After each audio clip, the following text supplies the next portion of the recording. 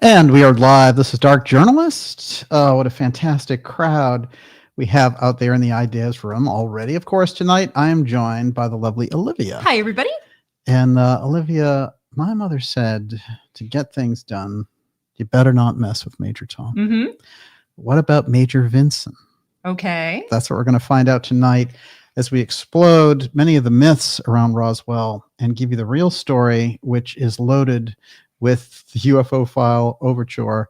And we establish a deep connection tonight that's going to change the entire history of the way we look at this. Of course, we started off with some technical issues tonight when we went to go live at 8 o'clock.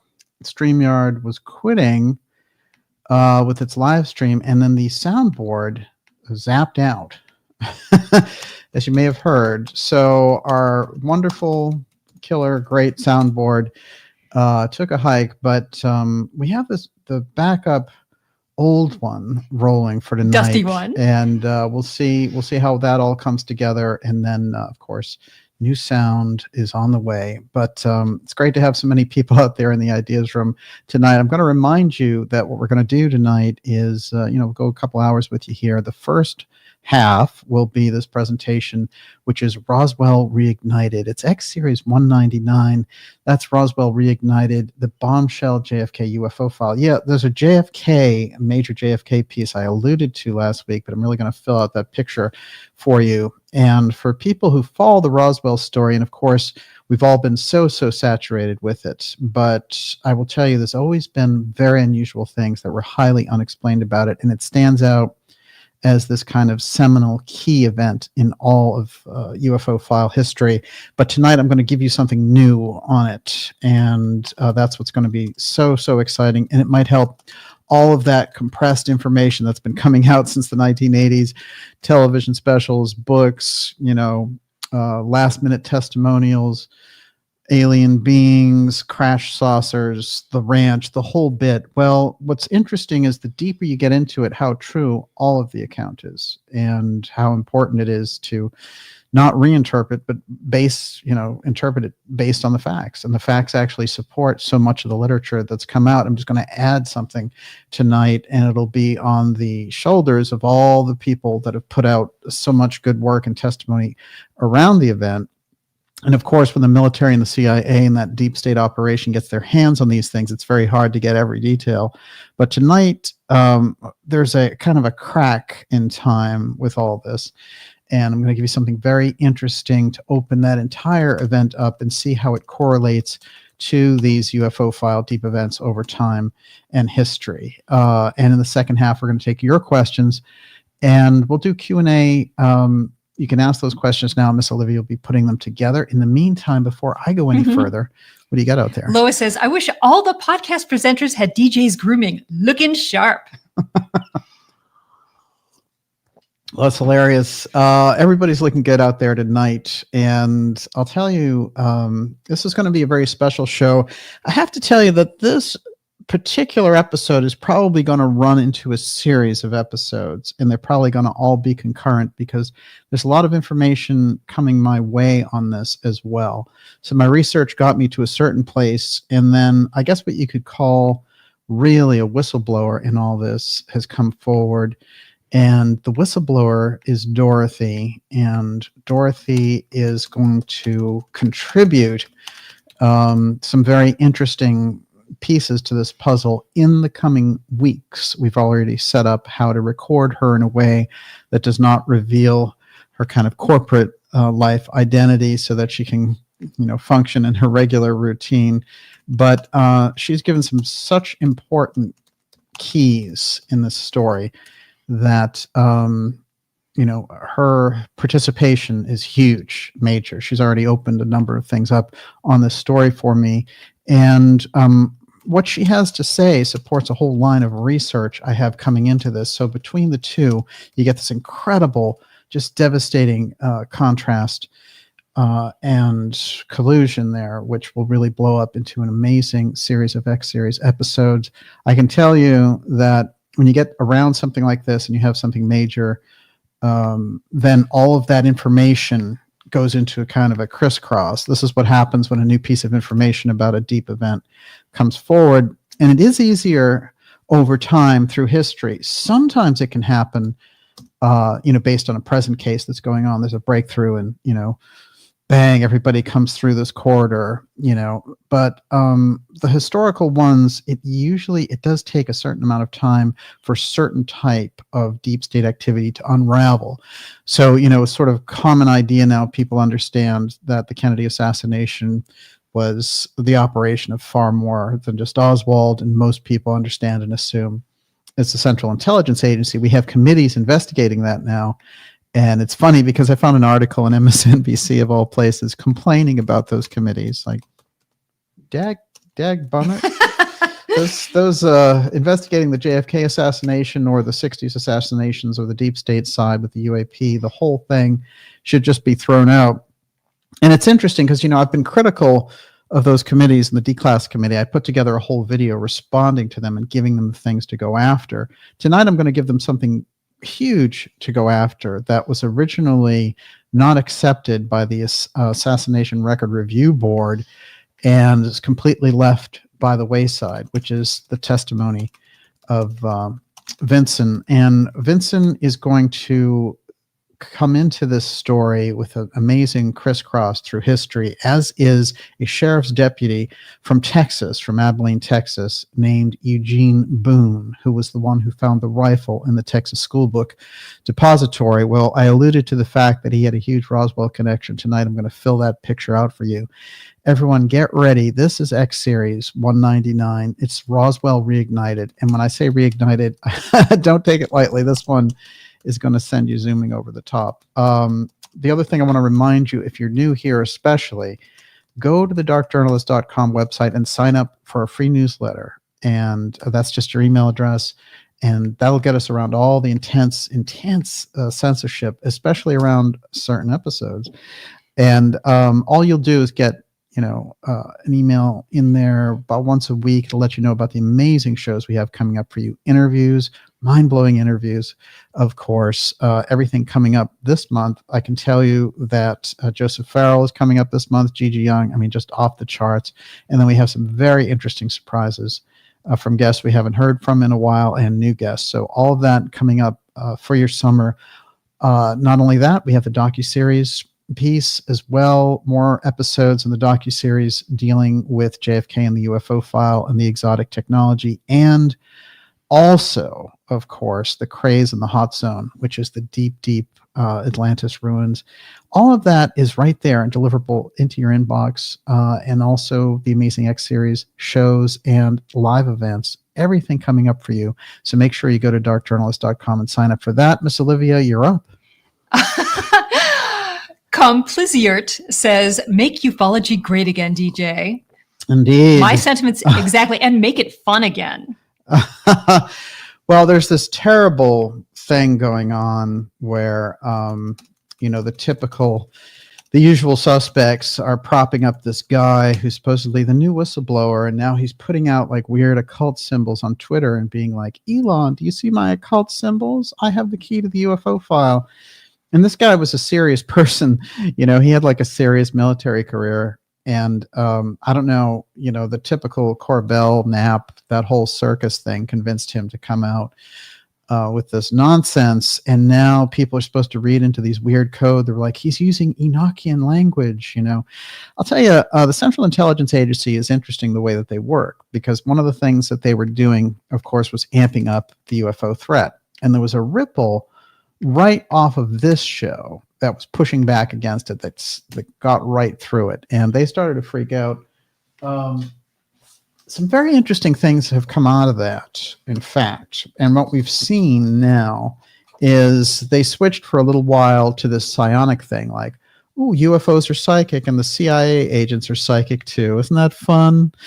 But of course, the CIA, the only objective that they have with the UFO file is to make it singularly an issue where they can seize more emergency powers and to create this entire UFO threat that doesn't exist. UFOs exist. They're a false version of UFOs. Doesn't. You see how that works? Very often, I'll get people who get sucked into all that propaganda of Lou and all those other peoples and saying, oh, the CIA is trying to give us disclosure. Why can't you take the win? Take the win. Well, I don't want the win from the CIA. No, thank you. I take the win from the real stuff that we pressure the government to give us, and not a pumped up marketing campaign. That's a very important difference. I want to, since we started with a little bit of that, and his name is Matthew Brown, for anyone who's keeping score on that. But this guy and his, I was in the military and now I want Elon Musk to, give me UFO disclosure. It's like, and the whole Musk thing with him showing his kind of psycho traits, which is very dangerous to have anyone like that on any level of government or any important office, period. And I think Trump now has got a better idea of who he's dealing with there. And there's all kinds of political things going on in relation to the big, beautiful bill. And they should hassle it out and take things out of there, including all these sections that are dealing with making AI kind of invincible. No, you shouldn't have that in any kind of bill. And so there's a battle that's going on there. But I think the whole thing around Musk that's important to note is when he goes off on his tangents, in order to win, he'll do anything. And so when he went after the president and said, you're all tied in with Epstein and all this stuff over a disagreement. There's something in the background there that's not become apparent yet, but Elon must have lost a particular contract relating to SpaceX. I know he didn't get his NASA guy in, and Trump was talking about that, but whatever it was, Elon thought he was going to be able to control Trump.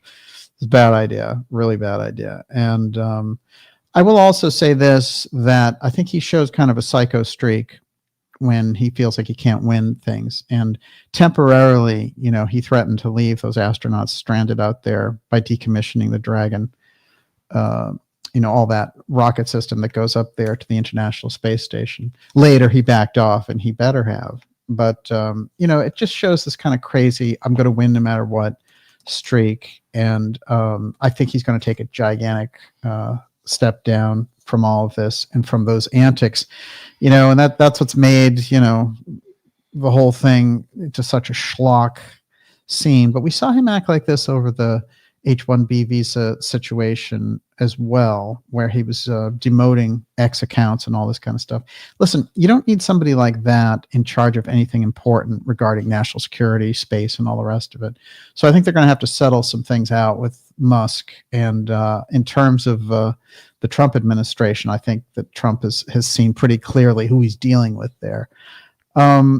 But here's on that side of the UFO threat piece, because I think Brown, again, they're bringing forward this piece.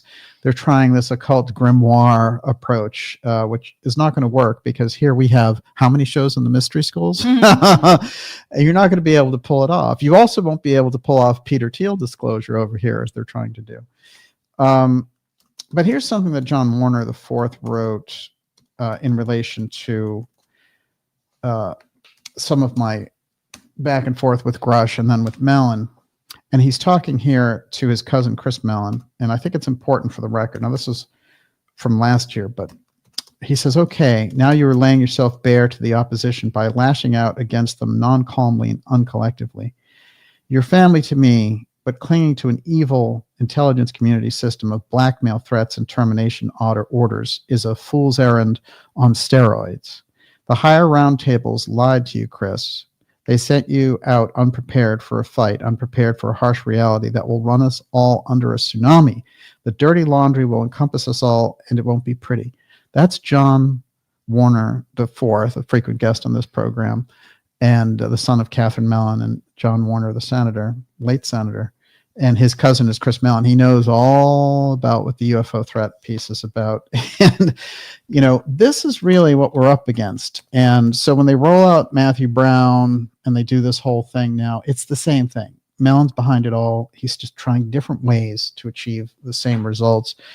And, I wanted to put this on the record too, which is when we had this whole back and forth with Dave Grush, who was the UFO whistleblower who came out last year and did all this stuff. And then he and I had this back and forth in conversation that we had. He told me that Chris Mellon controlled the whistleblowers and he couldn't come on this program to give the truth out to everyone in the ideas room and our thousands of listeners. And I said, well, that's wrong. It's wrong that Chris Mellon should be able to control you like that. And he seemed to think that he couldn't get out of that kind of control. And I wanted to read this because it's his original email to me. And I'll tell you how this connects in all as we go along tonight with this Roswell Reignited piece. But this is where so much of this is at. The same clash is actually going on. But this is Grush now saying, good morning.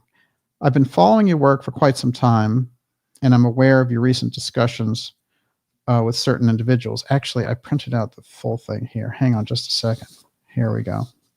And I'm aware of some of your recent discussions on your channel regarding myself. While I'm associated with certain individuals you have concerns about, Mellon, Elizondo, et al., and honestly, that's very warranted. This is him now. There is more than meets the eye. I'm very aware of how complex the UFO file issue is and the X-Protect faction that goes back to the late 19th century based on my independent knowledge. I remember X-Protect is what we brought forward here, and this is Grush saying, yes, I have associated myself with certain individuals to understand the concerns of other factions and assess their objectives to get us to the true objective of transparency. I assume you know this, but look up Speaker Johnson's new National Security Advisor, Josh Hodges. He just came from DOE NNSA and was on NSC for Trump. It's not shocking to me that the UAP Disclosure Act failed. And, so these are interesting things he's pointing out. Here's the next piece. You have every right to be skeptical of me, and since I am a former intelligence officer, I do understand your initial misgivings. I can assure you I am not part of a PSYOP, witting or unwitting, and I would like the opportunity to address your concerns on a call per your schedule. I'd rather be fighting this issue on a united front, and I want to understand your deeper scholarship on this matter. Now, Grush, when I talked to him, told me that he basically had watched every episode of the X series, and that other people in this space, like the Peter Thiel guy, Jesse Michaels guy, he regularly watched all the episodes, and then he reconstructed from the episodes to do this kind of plagiarism trip that he did. What Grush was trying to tell me is that he shared the same types of concerns. And what I got from him was that he had some legitimate things that he found while he was in government through the NGA and the NRO, and that the only people that seemed available to be able to do anything with were Elizondo and Mellon and all those people. And then they started to control where he could go and what he could do. So after we had our phone discussions, he did a big Wall Street event. And what I found out is there were representatives there of $550 billion in the room in Manhattan. And Chris Mellon was there, and all these Homeland Security people and CIA people. So I thought, okay, they dropped him into the middle of that, and Grush is going to keep saying, I can't help it. I'm surrounded by all these people. So I decided that didn't sit well with me, and that's where all of that, sort of clash came from. And then Mellon freaked out. Now, the whole thing stands exactly there. It hasn't moved an inch. This is the nature of the thing. So all the things that they've rolled out, remember the egg guy, the guy who loved the egg, Jake somebody or other, all these things that they've rolled out, they haven't given the public anything. And what they're trying to do is recreate this threat piece over and over again with counterintelligence agents. It's obvious. We've put it on the record. And the more we put it on the record, somebody like Brown, instantly, that whole thing is deflated. Those people don't understand it. So in the ideas room here, it's very clear to us, and we should make it clear to them, which is they're not going to be able to do this. They're not going to be able to roll out these whistleblowers, have them say, wild things of one thing or another, and have Mellon in the background controlling them like marionettes. So this is the nature of that problem. Until we get past that, you'll never get anywhere in the field. You'll keep getting this kind of entertainment floor show, and it's getting more and more stale, frankly. And, how often can you put up with somebody like Elizondo or Mellon? And, Mellon just came out last week and it was the same stuff. It's all the same stuff. Oh, I know the government has crashes and all this stuff. He was the mayor of Area 51. He was the one who oversaw the secrecy. And Mellon, he in 2016 said the government's not hiding anything. There are no aliens. There are no UFOs. I would know. I've been overseeing these programs at Area 51. Right. Well, I take you at your word. So what changed? Obviously, the incentives change. And this is where the rubber meets the road. So don't fall for any of that Matthew Brown nonsense or the Corbell nonsense or whatever. If they have a legitimate person who came forward, who was well documented, I'd be all ears. He'd be the first person on this show. That was the whole thing over Grush. I said, come out and be honest. If you talk to me and you take the kind of tough questions that I'll give you, that people will know that you're honest. They can't do that. Just like Elizondo, because when he said, I quit the government and I'm a whistleblower, I knew it was BS just from a little bit of research.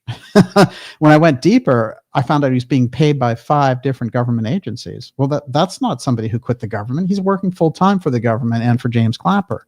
So, then he admits that in his book. And then what? There's no sort of reflection on the independent side. This is the nature of the problem. And a lot of this gets back to, and I'll save this part for another program, but something that I've found out is going on in the background, because I talk to all the kind of marketing PR people, because I still have those connections from my old media days.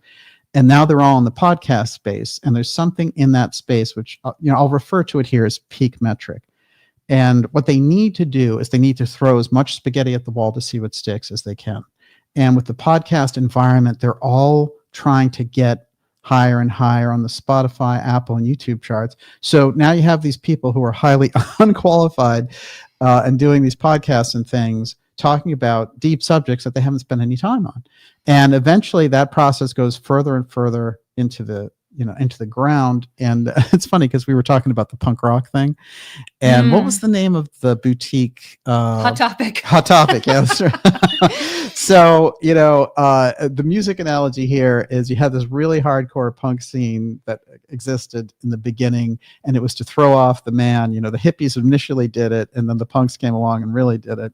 But then after a while, the suburban environment was like, hey, we like the punk ethic, and so they started to pop up these stores, and Hot Topic was the one that was in all these malls across America, and they had kind of like designer punk stuff, be your own punk rocker. And that was the end of the whole punk rock thing. What's interesting when you look at that is this cycle repeats itself, whether it's, in music or film or whatever. And it's reached this point in the podcast space. But before it gets to a really, really bad scene, I'm trying to call it out so there can be some sense that there are people out here who have some idea that the whole thing is about getting the deep information out there and potent information with the best guests, with the most intelligent approach on the subjects. And there can be all kinds of disagreements, that's fantastic. But the kind of idiocy that you have going on, I was just showing Olivia before we started, there's this podcast, I won't even mention it, it's a popular podcast, and the guy is talking about how this woman is going along, and this demon alien, this is their new thing now, which is demon alien. So all aliens are demons now. This is the new wave. And because they've realized in the marketing research that they need to go after the Christian market. And they know that the Christian market in general doesn't want to deal with UFOs, except as the fallen angel evil ones. And so this is a problem because it's manipulation of Christians and their beliefs and all the rest of it. But they see the huge demographic there. And so now all the UFO stories they're pushing out on these podcasts, which appeal to a kind of more conservative end of the spectrum, or Christian end of the spectrum, now all of the alien stuff has to be demons, right? Oh, they're all demons, So I was reading this write-up on this particular podcast, the most ridiculous thing in the world. How can anybody walk this back? It's like the demon alien showed up and was spraying hot acid at me. It's getting into self-parody in a major way. But it started with the exploitation of the UFO field by the intel types, by the counterintelligence types. And that was part of a program, and Mellon was the bank behind that program. I don't know how many times I've put that across, but if this whole field doesn't get that and doesn't get that Mellon's behind it, then you're never going to get to first base. Everyone, you're watching the Dark Journalist show, going deep tonight. It's Roswell Reignited, and I have something powerful facts to reignite it with you for. It's X Series 199, and there's a major piece of the JFK UFO file here. Before we go any further, Miss Olivia, what do you got? Kryptonians13 says, did Daniel listen to InfoWars today? Roger Stone told Alex that George Ioannidis' files were not released, and they're the most important. I wonder where he heard that. Oh, LOL. Oh, that's great. Yeah. Well, I think, look, anywhere you can get the information about Joanides out there. What's interesting is a lot of the people who, when they get to the Joanides thing, it's fascinating because they don't realize it's the explosive part of it is that it's the aerospace connection to the JFK assassination. This is why the CIA has held it, even with an executive order staring them in the face. They're like, we don't care because you're not going to take our whole program of aerospace intel deep state action. So we're just not going to give it to you. End of story. And, so they gave them this stuff so that some researchers, who know the subject on some level, the deep state researchers can say, aha, the CIA did have a memo where they were trying to cover it up. Big deal. Everyone's known that. Any real researcher's known that. So it's not about those researchers getting an aha moment after 50 years or whatever. What's more important is that the public needs the entire system to recognize the assassination executive action program so that it can't be used again as they attempted to use it last August in the presidential race with two. And the Pennsylvania Butler incident with Trump is clear executive action, and you have the Secret Service involved, you have Homeland Security involved, and that needs to be investigated. And so when you get guys like Patel or Bongino, who joined the FBI, saying that there was nothing to Thomas Matthew Crooks, look, I can tell you right off the bat, their drone failed. That's why they didn't see anybody setting up on the roof. It's ridiculous nonsense. It's the same thing as saying the cameras failed when Oswald went to the Mexico City Soviet embassy. The lies are thick and long. And I could sit here all night and tell you how many inconsistencies there are, including the fact that we're not even sure that at the end, the person on that roof was Thomas Matthew Crooks. How weird is that? This is the nature of the environment that we're in. So keeping that all in mind, keeping the unreal world in mind as we go along here tonight, let's look at what took place back in July of 1947 and how it related to what took place November 22nd of 1963 and where that leaves us in 2025. We're going to be jumping decades here as we go along tonight. And I told you that we're going to be taking your questions in the second half of tonight's program and keep it on track with the episode. This is not an episode where people are going to talk about pancake syrup. You're going to, this is the information. And like I said, this is an open door now to about 3 or 4 different episodes. And Dorothy, who is the whistleblower around so much of this, she's going to be, she'll either be in the next episode or a follow-up. She's in that next couple of weeks. She's coming forward. Right on this program. So I'll have more information. I'll mention some of her revelations tonight, but she's a very powerful witness to all this as we go. Yes. How long was your conversation with Dorothy? Oh, forget it. This was, it was about 5 hours. Wow.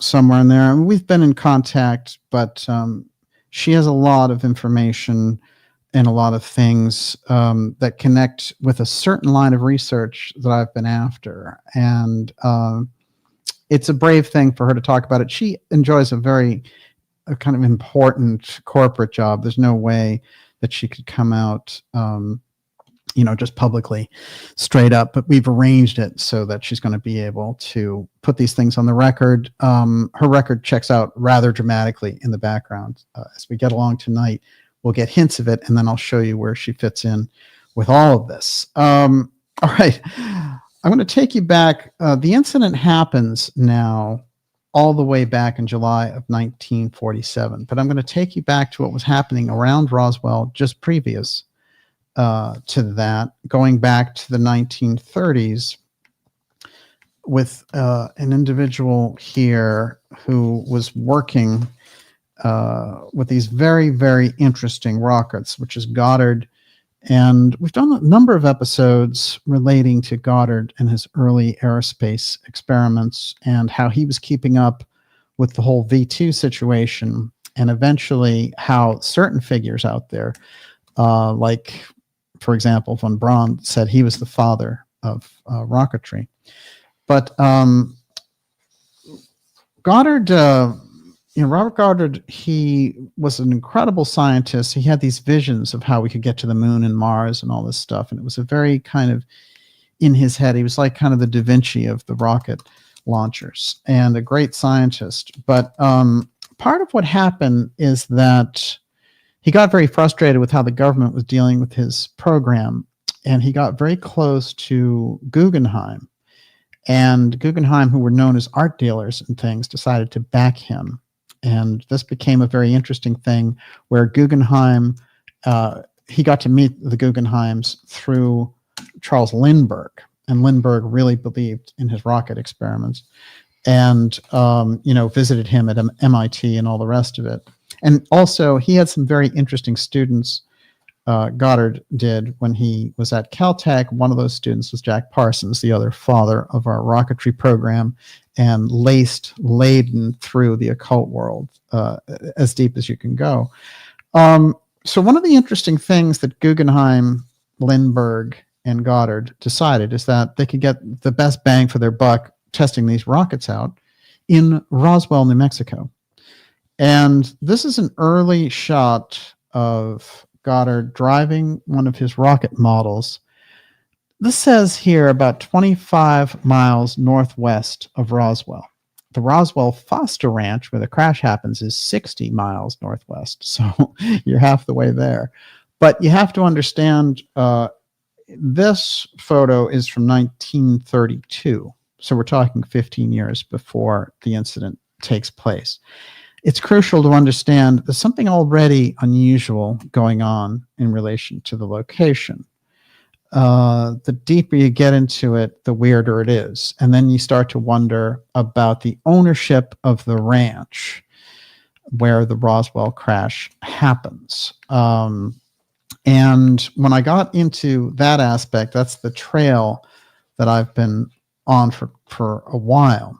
But before we get to the owners of the ranch, I'm going to show you the correlation. Let's get into a little bit about the crash and then the correlation to the Kennedy assassination, this overlap, which I mentioned last week, and it's explosive and could reignite the entire case. So the crash that happens, basically, there's a number of different accounts. There's great researchers out there who've already taken it down. And what I've really done is just drilled down to the basics on what took place. And so for our purposes tonight, what we're going to do is say that there was a major storm that was going on, and in between some of those thunderclaps, people heard something that was dramatically louder, that sounded like a bomb going off. And a few people actually had visual on what had taken place there, including a guy who for some reason was out at night checking out his windmill. And what he said is he saw something that looked like a red blinking light heading right towards his ranch. And a number of them heard this incredible sound, and everybody was kind of freaked out, but nobody really knew what to do about it. And the fact that they didn't hear that there was any atomic exchange, so they went back to bed. So this crash that takes place, when we get to this particular ranch that Mac Brazel is the foreman for, Brazel is, from all accounts, just a good old cowboy, like a hardcore guy, rancher, has a family there, and he's the foreman for the Fosters. The Fosters are very interesting. They are these twins who are ranchers, and Sherwood is kind of the lead. Henry Sherwood is kind of the lead one, and his brother Jay is somebody who kind of cedes a lot of the decisions to him, and they're both deeply, deeply involved with something called the Church of Christ. And this becomes important later, and I'll tell you why, just in terms of connections and things. But that branch that this comes off of is, it's related to that Reformation period. And it's when there's a whole Reconstruction thing in relation to the religions, and people like Thomas Campbell and others come forward. It's a very interesting thing about Campbell there, but Mormonism comes out of that wave and all the rest of it.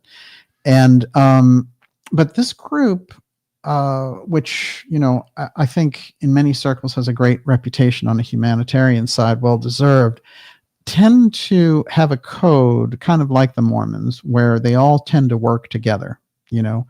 And from my own investigations, it seems like that's the connecting link in the background, which is, if I'm going to hire somebody to do a particular thing and I'm part of this Christian church environment, it's going to be somebody from the church. And what you find out when you look at all these pieces and the people around the Fosters is that everyone that they're hiring to do these things is part of the church.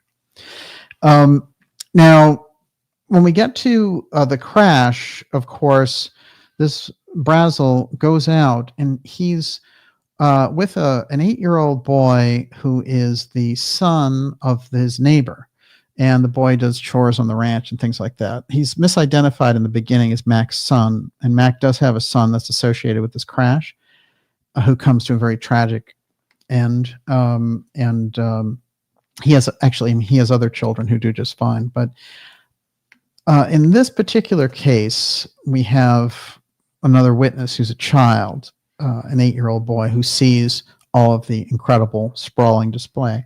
Now, you've always wondered about the actual debris field and all the rest of it, but what it basically comes down to from Jesse Marcel's description is that you're looking at something which was close to a mile now in length, and the diameter of the entire thing was somewhere around 500 feet.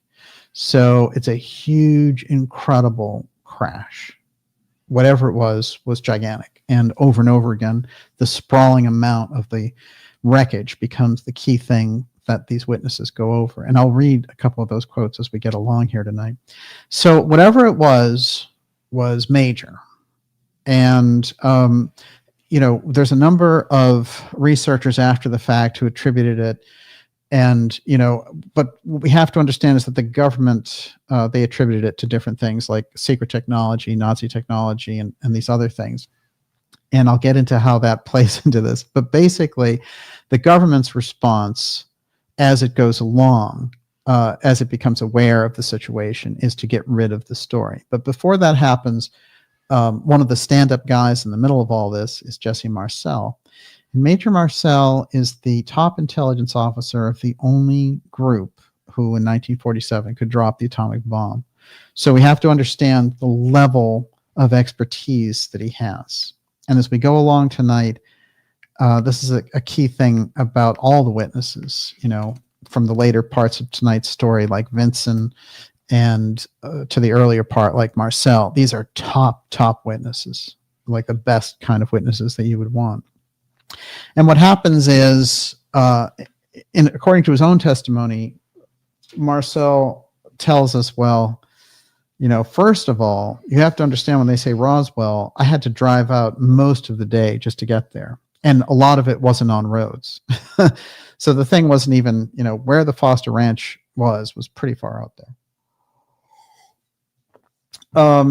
And it's interesting to note that, you know, Marcel's reputation for integrity and intelligence work, he'd been a pilot since 1928, you know, so he already had been flying for 20 years. And he was very familiar with all of the things that we used in our modern programs. And he had to be because of the nuclear aspect and nature of the base that he was at, and that he was in charge not only of intelligence, but security. So think about the number of things that he was aware of. And it's funny because when you go into his history a little bit, you'll find him teaching intelligence very early on, all the way up in Pennsylvania. So this guy had a seriously heavy background. He wasn't just somebody's puppet officer. You know, he understood what was going on. And I will say this also about his conclusions. He understood immediately the nature of the situation, that there was a problem because the wreckage itself had strange magical properties. One of those magical properties is it seemed like the metal itself could levitate at times, or it also had that capacity which it couldn't be burned or torn in any way. It also had an incredibly light. Anyone who studied the story understands the light quality. So it's no thicker than the tinfoil in a pack of cigarettes. So when we think about that, the material itself has, extraordinary exotic properties. And the other thing that's interesting about it, of course, is that that just on a human kind of test level, when you grab it and crumple it up, it goes back to normal immediately. And then everyone who talked about it, it seems like the metal has this fascination for them because it does all these magical things right before your eyes. Then, of course, there's a series of beams associated with the wreckage, and these have very unusual markings that resemble hieroglyphs. Now, it's interesting because some of the whistleblowers from the current wave that are coming through that whole Mellon thing are trying to readopt some of the core pieces of the original story of Roswell. So they're saying, oh yeah, when I was in this hangar, I saw this thing with all these hieroglyphs on it. The hieroglyph story is deep, deep in the woof and the deep sense of the entire UFO story, because you have other cases like Kecksburg where people are like, well, the whole thing was surrounded by hieroglyphics. Well, in Marcel's case, what he sees are these hieroglyphs, and he describes these beams and then these various markings, and they seem to be raised up on this metal, and they were, he described them as purple. But very strange, and to think about this guy flying the kind of jets and different planes that we have for World War II, and then to see this, an incredible shock. So he realizes it's a problem. He gathers up some of that wreckage. And I've got a couple of pictures here of Brazel and the ranch. That is Brazel there doing his regular job tending cattle and sheep. I mean, it's a very basic farm. It doesn't even have electricity. So, we're talking about super basic. And you'll find in Roswell, that was kind of the nature of the environment. This is where Marcel and Brazel, along with another individual who was in civilian clothes, wasn't identified till much later, and another intelligence officer, put all the wreckage originally, which is one of these barns inside of Roswell, Foster Ranch.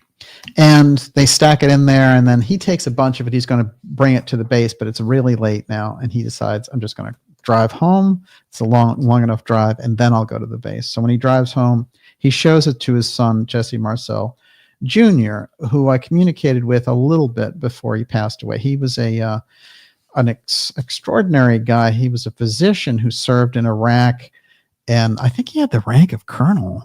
And he always, after he accepted his father's story, he remembered the whole thing about, his dad coming home with these I-beams, and he remembered the entire thing about the wreckage and the strange memory metal and everything else. So Roswell has a few moves that a lot of the, kind of crash retrieval stories in the future didn't quite have, which is the amount of witnesses who were involved. It's just extraordinary. One. Two, that, it's not understood, and why it's such a false thing to say that, oh, the government put the Roswell thing out there as some kind of weird story. The government never put the story out. This is the weird thing. Yes, the press release originally came out of the Army, but he was the PR guy who jumped the gun after he heard the intelligence officers and what they had to say. So the entire thing hit the papers and all the rest of it before the intelligence forces and the military, the brass, really had a chance to say anything about it. So as soon as they heard anything about it, they instantly backtracked the story, got rid of it as a weather balloon, and knocked it out from history. Now, this is not clearly understood. When I hear people talk about it who are trying to examine the case, they're always like, oh, Roswell was this thing, it was a PR thing and all this. Look, from 1947 to 1979, there's not one word about Roswell. It doesn't appear in any of the UFO literature in the 50s or the 60s or the 70s. The only place the idea of it surfaced was in Kilgallen's work, when she knew, because she was very tuned in, that something had been covered up back there. And this goes to some of the weirdness, and we discussed her in the Maryland case last week. But it needs to be kept in mind that Roswell did not exist as a story at all. So therefore, what kind of a thing is that for the government to do as a PR exercise, as a propaganda thing? Or we're going to put the story out that'll only work 32 years later, So no, the government covered up the story and it was gone. The only way it was rediscovered is that after all this time, Marcel, it was weighing heavy on his conscience.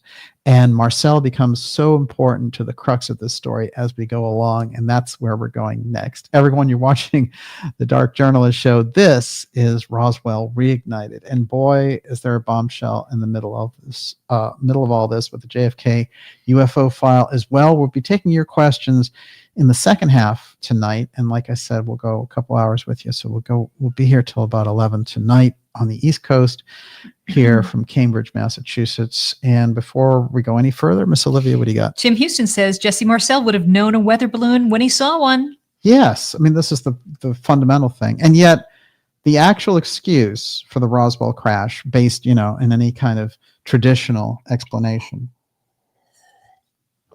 the official explanation, the one that holds in all the history books and everything else, is that it was this Project Mogul balloon. Now, originally it's just a weather balloon. Then later it's this Project Mogul balloon to test and see if the Soviets are setting off nuclear devices. Look, they put a bunch of crash test dummies together and took pictures of them in the 50s.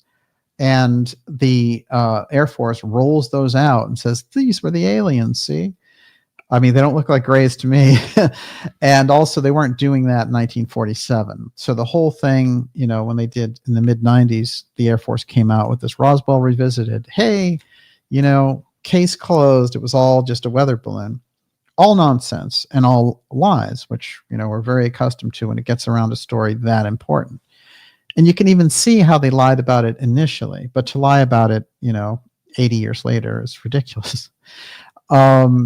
And I think that is important to tune into as well, which is it became a pattern of how to lie about things, which is to come up with these very prosaic explanations and then to not have any of that follow-up, to just, they did the same thing in the Kennedy assassination. That's about, 16 years later.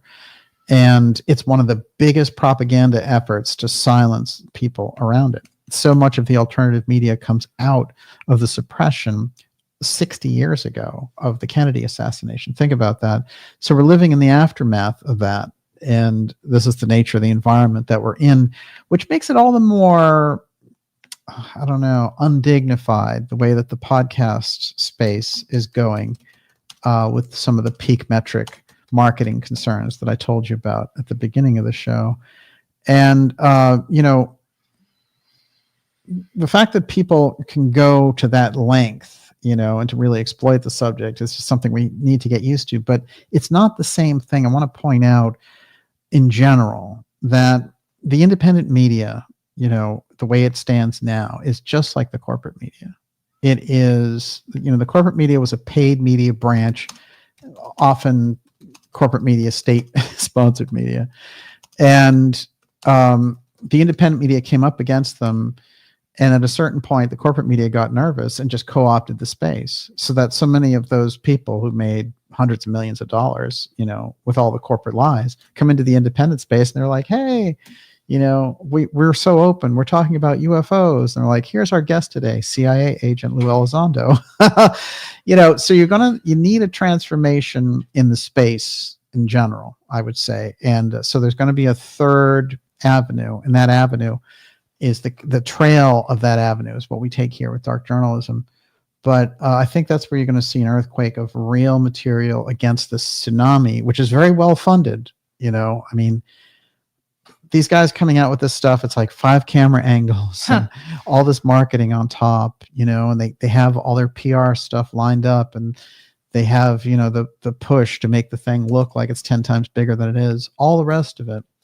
And that's what you're getting. And you're getting the outlandish things where they can't seem to get by a day without, trying to grab something from the independent media, and then they're going further and further with it. Like, I'm attacked by an alien. And you're seeing these people who, previously were comfortable on financial business shows, and now they're flipping out talking about Bigfoot underground.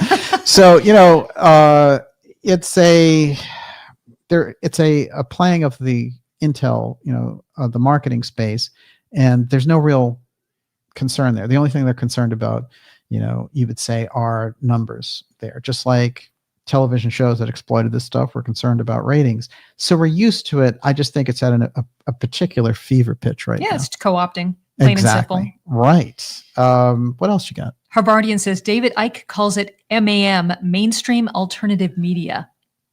Yeah.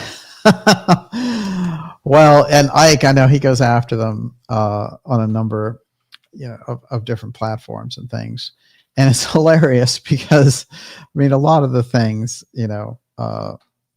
it's so funny because anyone who's done any real research in the field will know the topics extremely well, and then you'll have something, like one of these podcasts come out and talk about it like they just discovered the thing, and they're not only plagiarists, but bad plagiarists. That's what we've been up against. Havardian also says, it's unlikely that Lieutenant Hout acted without the approval of Colonel Blanchard to release the press release, according to Joseph Farrell. Well, I think that Walter Hout, they had a kind of a loose idea about what was going on, and they did everything they could as soon as that release went out to pull it back majorly, including interrupting live radio broadcasts. As soon as they understood the kind of general weight of the situation, the impact of the whole thing, they realized, oh my God, and they had to do everything to lock it down and fast.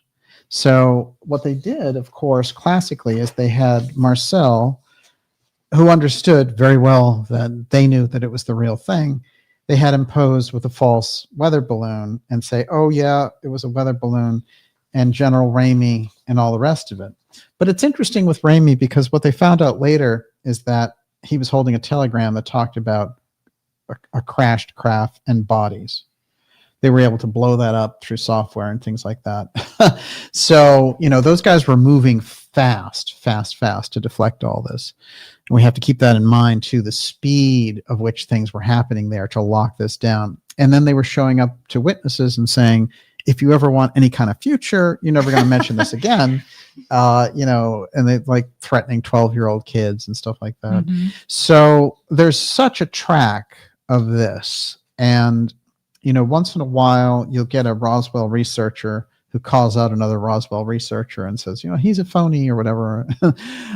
It doesn't matter. The weight of the testimony, whether you get one author that's a bad apple or whatever, it doesn't matter, because the testimony is from hundreds of people around what was basically a military community there at Roswell. And this was an extraordinary event, and a number of organic things happened, like people kept little pieces of it, for example.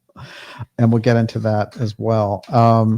But I think that having him pose with the weather balloon and saying, telling him to shut up and keep his mouth shut over and over again, when you get to Jesse Marcel later in life, he says, I was told to keep my mouth shut. This is the crucial aspect. He can't say anything about what he saw.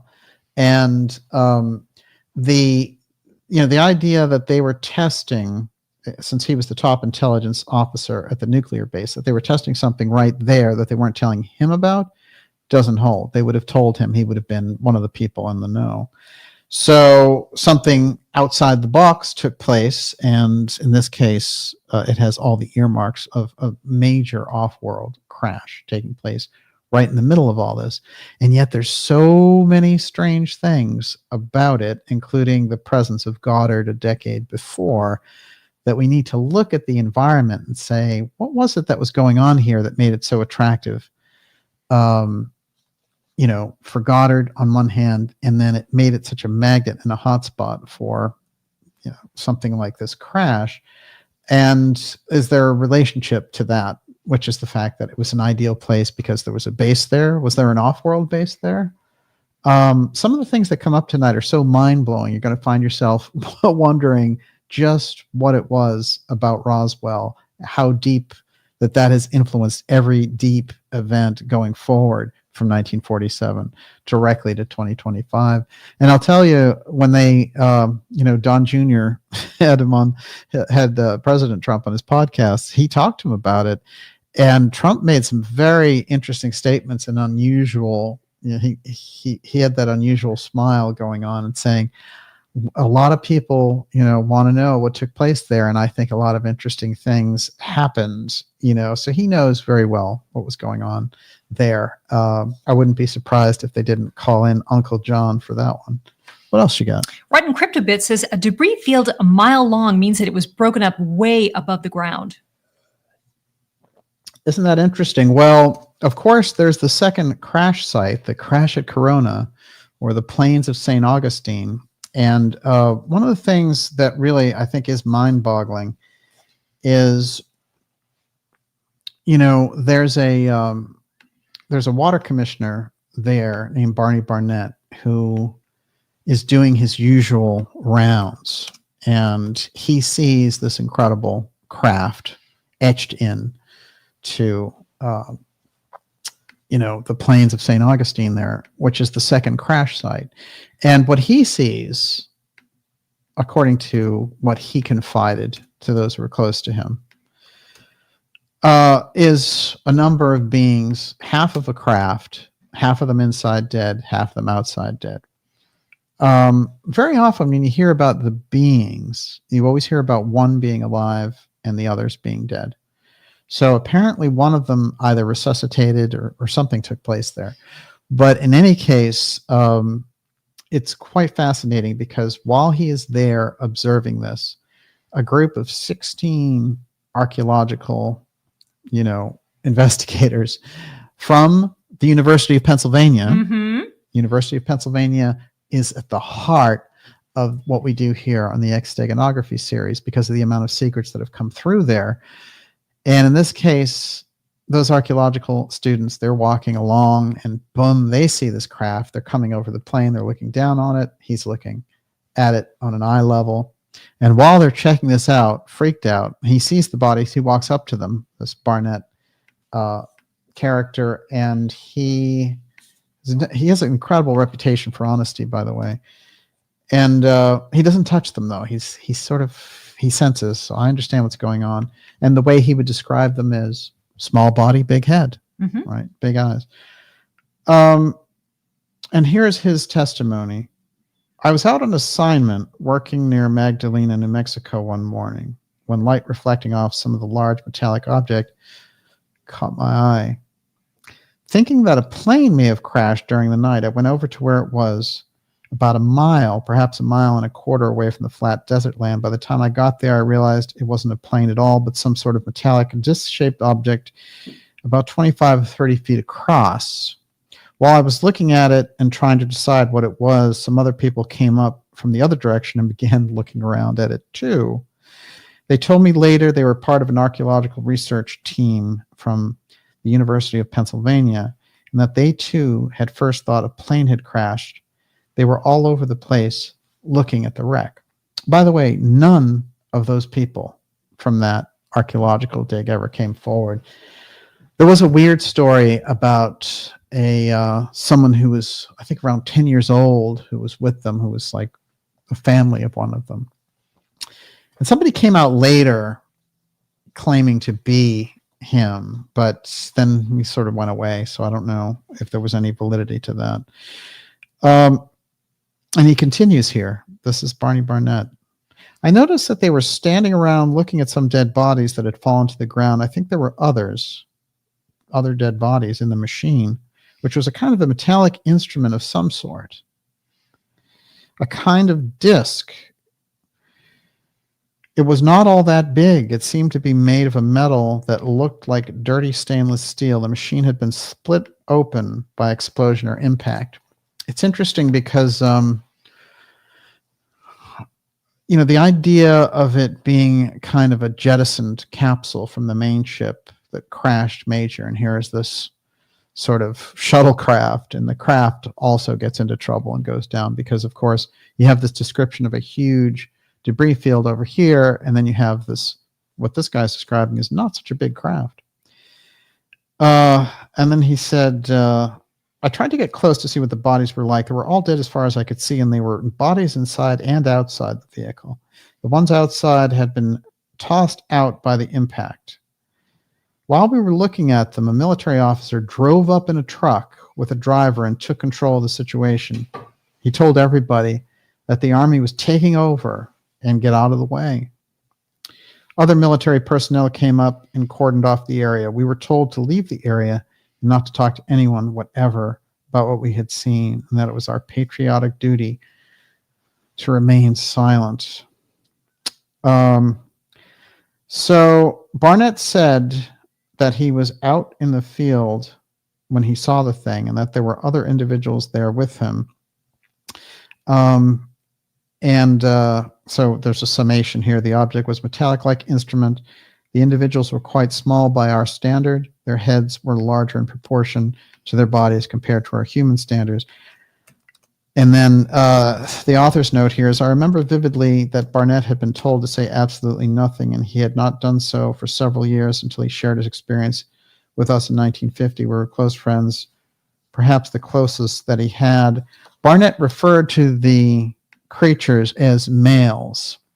This is just how they seemed to him, but they were dressed in these weird coverall suits. Now, the description almost sounds like polyester, even though they didn't have polyester yet. And when you go flash forward to the incident that took place in Maine, I talked to one of the main figures in all of that, named Charlie Foltz, the key figure, who described to me the Allagash experience that took place with him.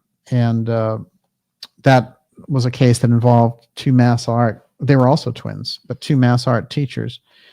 And, these friends who went out on this major fishing expedition. And the Allagash, if you know the top of Maine, you have to fly in a helicopter in there, get dropped off, and then these guys go out for 4 days fishing, and then they get out by plane. So the creatures that they encountered that they talked about later looked like that. So, and the way that they described it looked like a bug in spandex. So the Roswell creatures are a little different than these, but again, we have the large heads and the big eyes.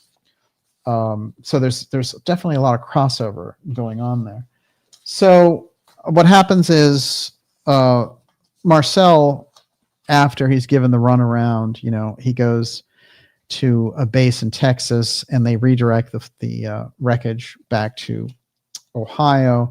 And that's where that becomes the kind of graveyard or the exciting headquarters of redevelopment, you could say, in Dayton, Ohio. Of Wright-Patterson becomes really kind of the core place where they do this, and that's where all the Roswell wreckage goes initially. After the Texas run, they do the photos and all the rest of it. And it's interesting because Marcel he loses his zest for intelligence work there, and he'll go on into sales and other things and eventually end up in Houma, Louisiana, where for 32 some odd years he hangs out in silence until he decides, I'm getting older, there's a mortality issue, the government never came clean on this, I need to bring something of it out. Now, it's interesting to note that although he went on the record talking about the crash, and he talking about the hieroglyphs and the cover-up and all the rest of it, that he didn't refer to bodies in his official statement. But there is a woman who was a college student who interviewed him at length, and she has these audio tapes, and she put a book out about it. And she's given a few interviews about this. And when he's talking to her, she says, "You still haven't told everything that you know about it." And this is in the early 80s. And he said, "I can't, because that's part of my kind of national security oath. I won't." A lot of people around the case didn't want to talk about the bodies part. And this gets us next to where we're going with the Foster Ranch and the strange, deep, deep connection with the JFK UFO file. Going deep here tonight, everyone. This is X Series 199, and I'm telling you, this particular Roswell Reignited is going to be part of a multi-set of episodes, because we're going to have a very deep whistleblower, Dorothy, come forward and talk to us on the record about what she knows about this. And it is fascinating, but we're going to get to it all tonight. Miss Olivia, what do you got? David Termina wants to know, DJ, will tonight's episode include Eugene Hale Brading, who also found himself in and around Roswell and Dallas? Well, we've got so much about Boone, but for sure, Braden is, with his multiple names and appearances at the JFK assassination and the RFK assassination. By the way, today's the anniversary of the death of Robert Kennedy, and that's 1968. So it brings us to some 57 years later, and it's 57 years of silence in relation to that assassination, because, of course, there's a deep, deep aspect of skunk works involved in the Robert Kennedy assassination. It's very interesting, too, and, you know, what I want people to understand is when we look at these things on a historic level, it's crucial to figure out why aerospace was in the heart of so much of it. Why is aerospace right there? And what you typically get when they try to unravel, you know, through different specials and things and books, is they go through individuals, you know, this person, this, you know, Marcello really hated the Kennedys. Those things always exist, frankly, you know, and the type of hatreds that existed in the power structures. You know, tons of people hated Nixon. He didn't get assassinated, you know. So there's something very specific going on with the Kennedy brothers. Okay, what are the odds? You have guys like LBJ and Nixon, and they're just fine. How many enemies did they have? They had plenty of enemies.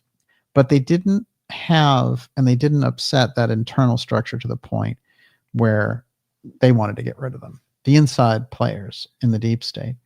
And by the time they wanted to get rid of Nixon, they just had to use his own paranoia against him. And they did unplug his presidency, but they didn't kill him. So there's something very, very dramatic about the executive action that is used against the Kennedy brothers. It is the great secret hanging out over the entire American political system. And at the heart of it is the secret of exotic technology in that UFO file. So it's an aerospace crime. That's the way to look at it. And the evidence that I can, you know, I've placed before you in so many different documentaries. Tonight is another major piece. And again, everywhere we look, we're going to find aerospace at the heart of that executive action. What else you got? Blazer River wanted to know about L. Ron Hubbard and Crowley, and were they hanging around at this time in 1947? Where did they fit into this story? Oh, yeah. Well, what you have to understand about Hubbard, Crowley, and Parsons is that they have a deep aerospace link, even though they're hardcore on the occult side. And Hubbard going off and founding Scientology with his great sci-fi mind. You know, at the core of Scientology is this whole thing about thetas and, you know, the aliens and all the rest. And Crowley certainly with Lamb and all these other things is alluding to these kind of interdimensional beings that look a lot like the Greys. And the type of rituals that he's working on, what they do basically is he's tried them for a number of times under controlled circumstances through his life. And then he gets worried when Hubbard is taking Parsons kind of over the cliff. There's a series of concerned letters about the rituals that they're doing out there in the desert, along with Parsons' wife. who later becomes known as the Witch of Los Angeles. So that is a fascinating track in all of this. And I think, just aside from the information itself, which is interesting, the thrust of it is that they were doing something mystically, which opened up a portal through which these aliens came through. So, you know, there's a lot of things that work that way when you get around occult subjects. There's no question about it. So that is another kind of interesting angle on all this. All right. Now, we have some thrust here about what was taking place there at the Roswell Ranch with the crash, with Jesse Marcel, with the number of people who were threatened into silence, with the government's cover-up of the whole thing. Now, what was it all about? What it sounds like on the surface is what everyone saw was an unknown exotic craft. It crashed majorly, and it wasn't like anything anyone had ever seen. So either it came from an advanced group here, or it came from an off-world civilization. Those are the two kind of conclusions hanging out there. But the government didn't want anyone thinking like that. They just wanted everyone to think it was a balloon and go away. But this was hard because, again, like the Kennedy assassination, when something splashes into the public consciousness in that way, especially the fact that the story got out first, got ahead of the wheels of suppression. They didn't have a lot of UFO crashes in that period. They did start to pick them up, you know, but this was the first hardcore. There were earlier cases, of course. Cape Girardeau happened 6 years earlier, but it kind of, you know, it didn't seem like it was happening on such a frequent basis. So a couple of things about the ranch, and then I'll read a quote about the people at the ranch. Then we're going to jump to the JFK assassination, then to your questions. Okay. How's that sound? Yes. Everyone, you're watching the Dark Journalist show. It's X Series 199, and we're going Roswell Reignited Bombshell, a JFK UFO file. That is the crux of tonight's episode, and I'll tell you, tonight's episode opens up a door of multiple episodes around this, including this whistleblower who will bring forward around it all. Okay. Sherwood Foster, a highly, highly religious man, and he ends up starting all these homes for kids with broken homes. And so he's one of the kind of original foster parent, you know, Christian community groups. And he does extraordinary things with that as well. What's interesting about Foster, to me, there's a number of interesting things going on, but he himself, you know, he's a twin and he's adopted. So he came from kind of a difficult circumstances, and he's adopted into a fairly affluent family with his brother, and they're adopted as twins. And then later he will adopt, and then he starts, you know, these homes for children. And then some very unusual, interesting, I should say, connections show up around that. These are some shots of just him at the ranch. And, you know, mostly they're based in Texas, as it turns out. So, you know, this is where their reputation is. And they have some of these other ranches. One of those ranches that Mac Brazel is maintaining is the Foster Ranch in Roswell, where the UFO crashes. This is a shot of Brazel and his wife a little bit later in life. And it's interesting to note that Brazel dies about 6 weeks before the Kennedy assassination, oddly enough. But one of the things that Brazel is doing is he had gone after the Roswell crash to Alaska. I think he was kind of put away up there, get off the scene. And so he's no longer working for the Fosters at that point. He goes off to Alaska, but his son disappears. And it becomes a kind of a missing persons case, very strange. And he has to come back to New Mexico, and he ends up coming back to New Mexico. And then he dies there on October 1st, 1963. Now, I'm going to get into Brazel a little bit more, but I'm going to flash to a little more about the Fosters here. I mentioned that the church that they come out of is part of this reconstruction and reformation activity that's going on. And this individual is Thomas Campbell, who really kicks it off and becomes a major figure in it. Now, for those of you who track my mystery school work, know all about the readings of Edgar Cayce.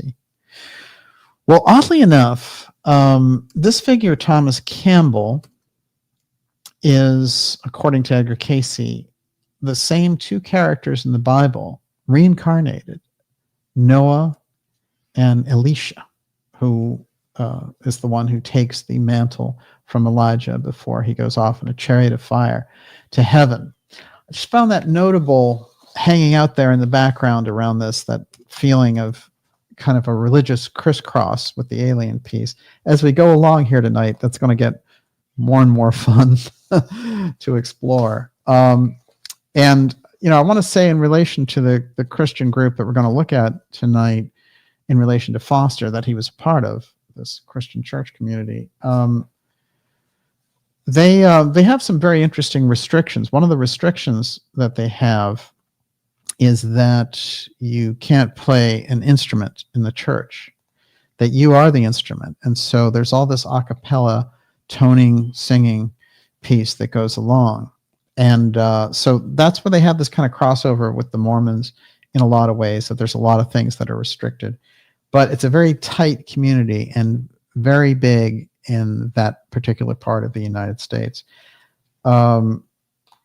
This is part of that ranch, as I mentioned earlier, where they put a lot of the original wreckage on the Foster Ranch. Now, this is a shot of the Foster Ranch earlier, before the Roswell crash. You can see, you just get a feeling for the environment there.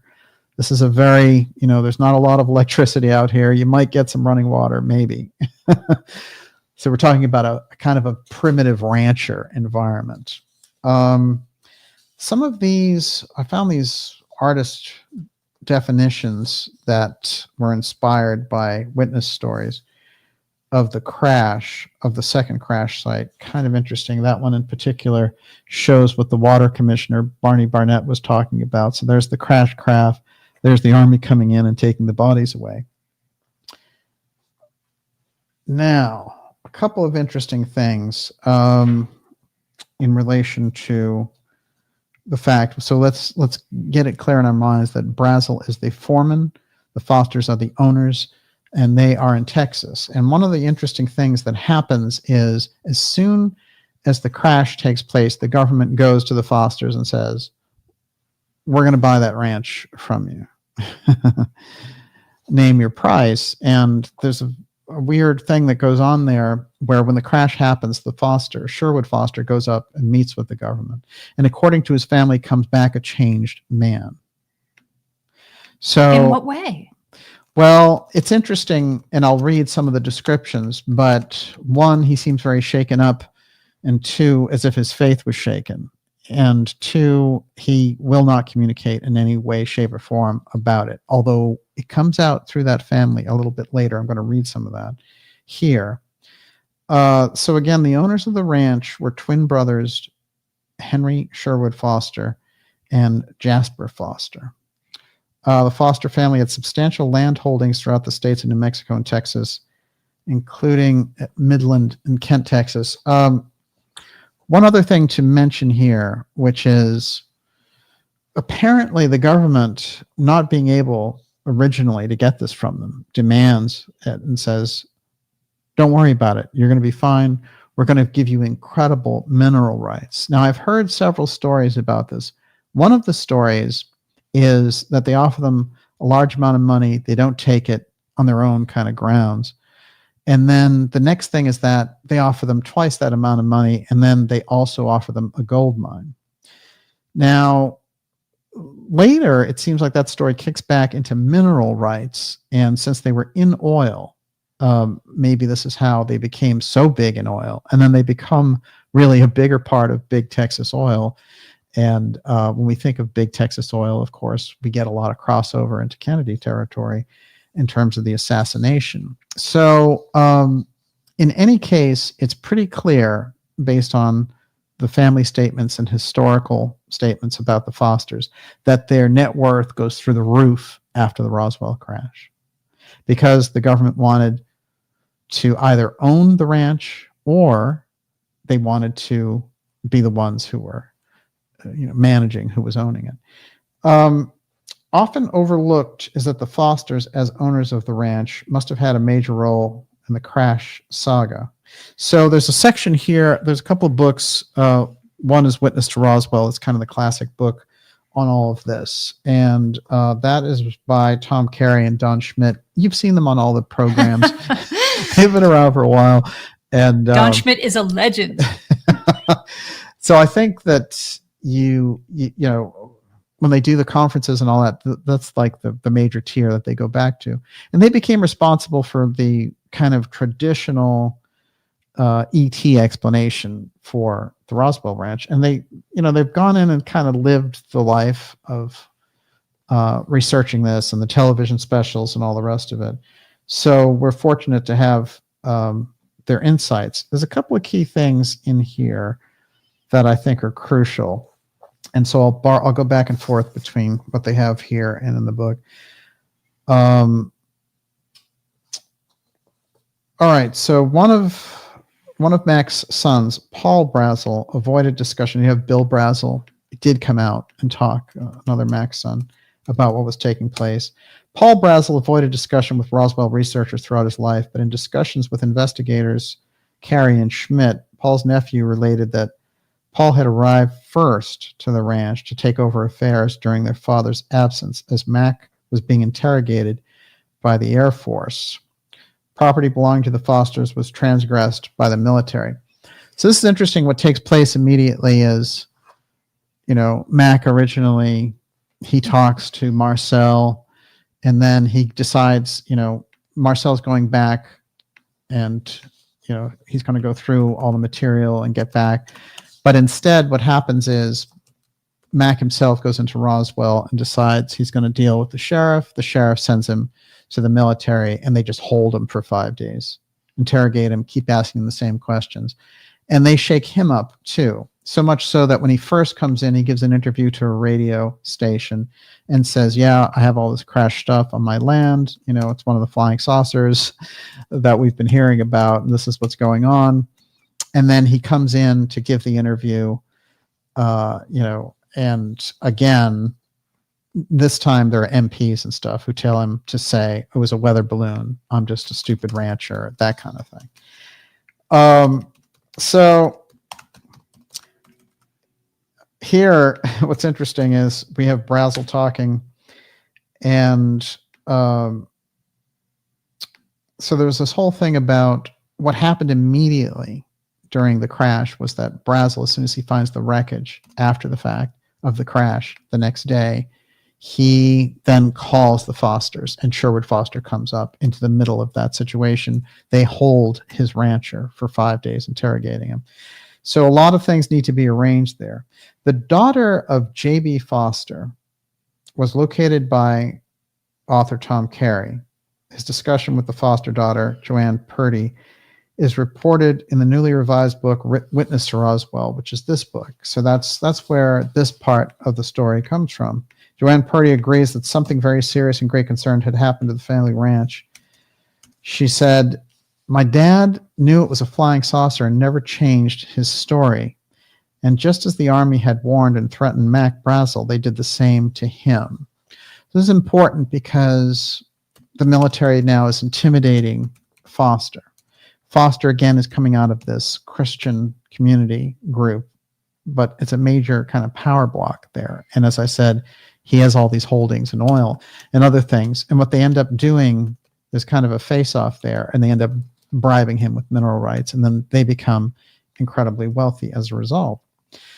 Joanne encountered Mac Brazel many times after the crash. He would say nothing to her about the event, other than that it was not a weather balloon. She maintains that Mac had called her father after the crash to tell him what had happened and the military had overrun the property. She'd observed how her father's attitude and demeanor had changed so drastically after the crash. She told the researchers whatever he saw or heard for himself, he did not want to talk about it after he returned home. She believes that based on what she has gathered in bits and pieces over the years that followed, the debris that had fallen on the family ranch was not from Earth. It was material that was entirely unknown. She's suspicious about Mac's death too, and due to specific comments made to her by her dad, she said, I have absolutely no doubt that he believed the threats and that they meant business. So this is interesting because Foster, when he goes up there, it's before the military has dominated the scene. So he has a chance to go up there and check out some of the wreckage himself. And he's in the middle of this situation of seeing this incredible crash on his ranch. And here he is, this very hardcore Christian in the middle of all this. Cody Derrick, a Foster great-grandson, has come forward to state that his family knew that it was an extraterrestrial craft that crashed on the ranch. In approximately 2000, after a TV show on Roswell aired, Cody questioned his grandfather, who was Sherwood Foster's son, whom he called Papa, about the event. Papa acted very uncharacteristic and evasive with his grandson when questioned, so Cody dropped the matter, sensing it was upsetting. In 2005, when he passed away, when Papa passed away, Cody asked his uncle about the nature of the crash. Cody's uncle confirmed that he remembered the crash well, that he was 17 at the time. When asked by Cody point blank if it was a UFO, his uncle replied, "Those boys up there told me they were certain without a doubt it was a flying saucer." When Cody asked if there were any pilots of the craft bodies found within the wreckage, his uncle became disturbed. "I don't know. I can't remember." Then he said sternly to his nephew that was all he knew about that, and he never wanted to talk about it again. Now, so they were sworn to secrecy, that family, through and through. And one of the interesting things I'm going to put on the record here is I want you to keep the Foster piece in mind as we go into the JFK aspect with Deputy Sheriff Boone, who's the first person to go into the Texas School Book Depository with Roger Craig, and he sees the rifle. He's the one who discovers the rifle and identifies it, by the way, as a Mauser, as does Craig. But it's going to be very important to note that our friend Boone, in the heart of all this, has this direct connection with Foster and direct connection with the Roswell incident that opens up a lot of doors for us, and that's where we're going to go next. Everyone, you're watching the Dark Journalist Show, deep tonight into the UFO file around Roswell and the JFK assassination, and how these deep events are echoing through what we're seeing here with these kind of faux disclosure efforts going on. We'll be taking your questions here in about a half hour.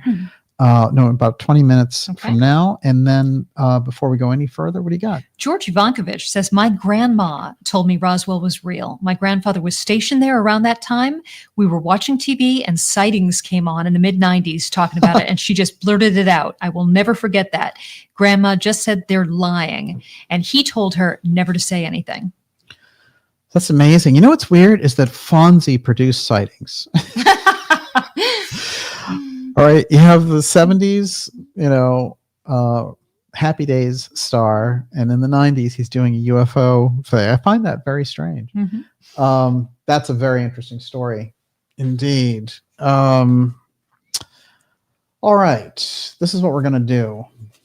We're going to jump directly now into the Kennedy assassination connection and all of its mind-blowing implications.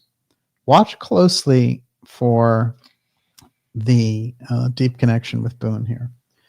All right. And remember that, oddly enough, just for timing's sake, that Brazel dies of a heart attack just a few weeks before the Kennedy assassination. And the reason that's significant, I think, is that he wasn't very old. He was maybe about 60 years old, and he didn't have any health problems.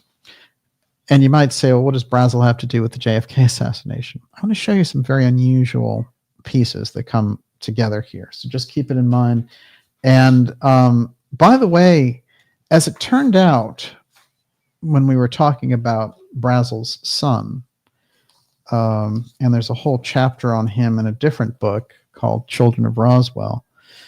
But his son, Vernon, I probably will actually do this before we hop into this part. His son, Vernon, died under mysterious circumstances. So it's Vernon Brazel. And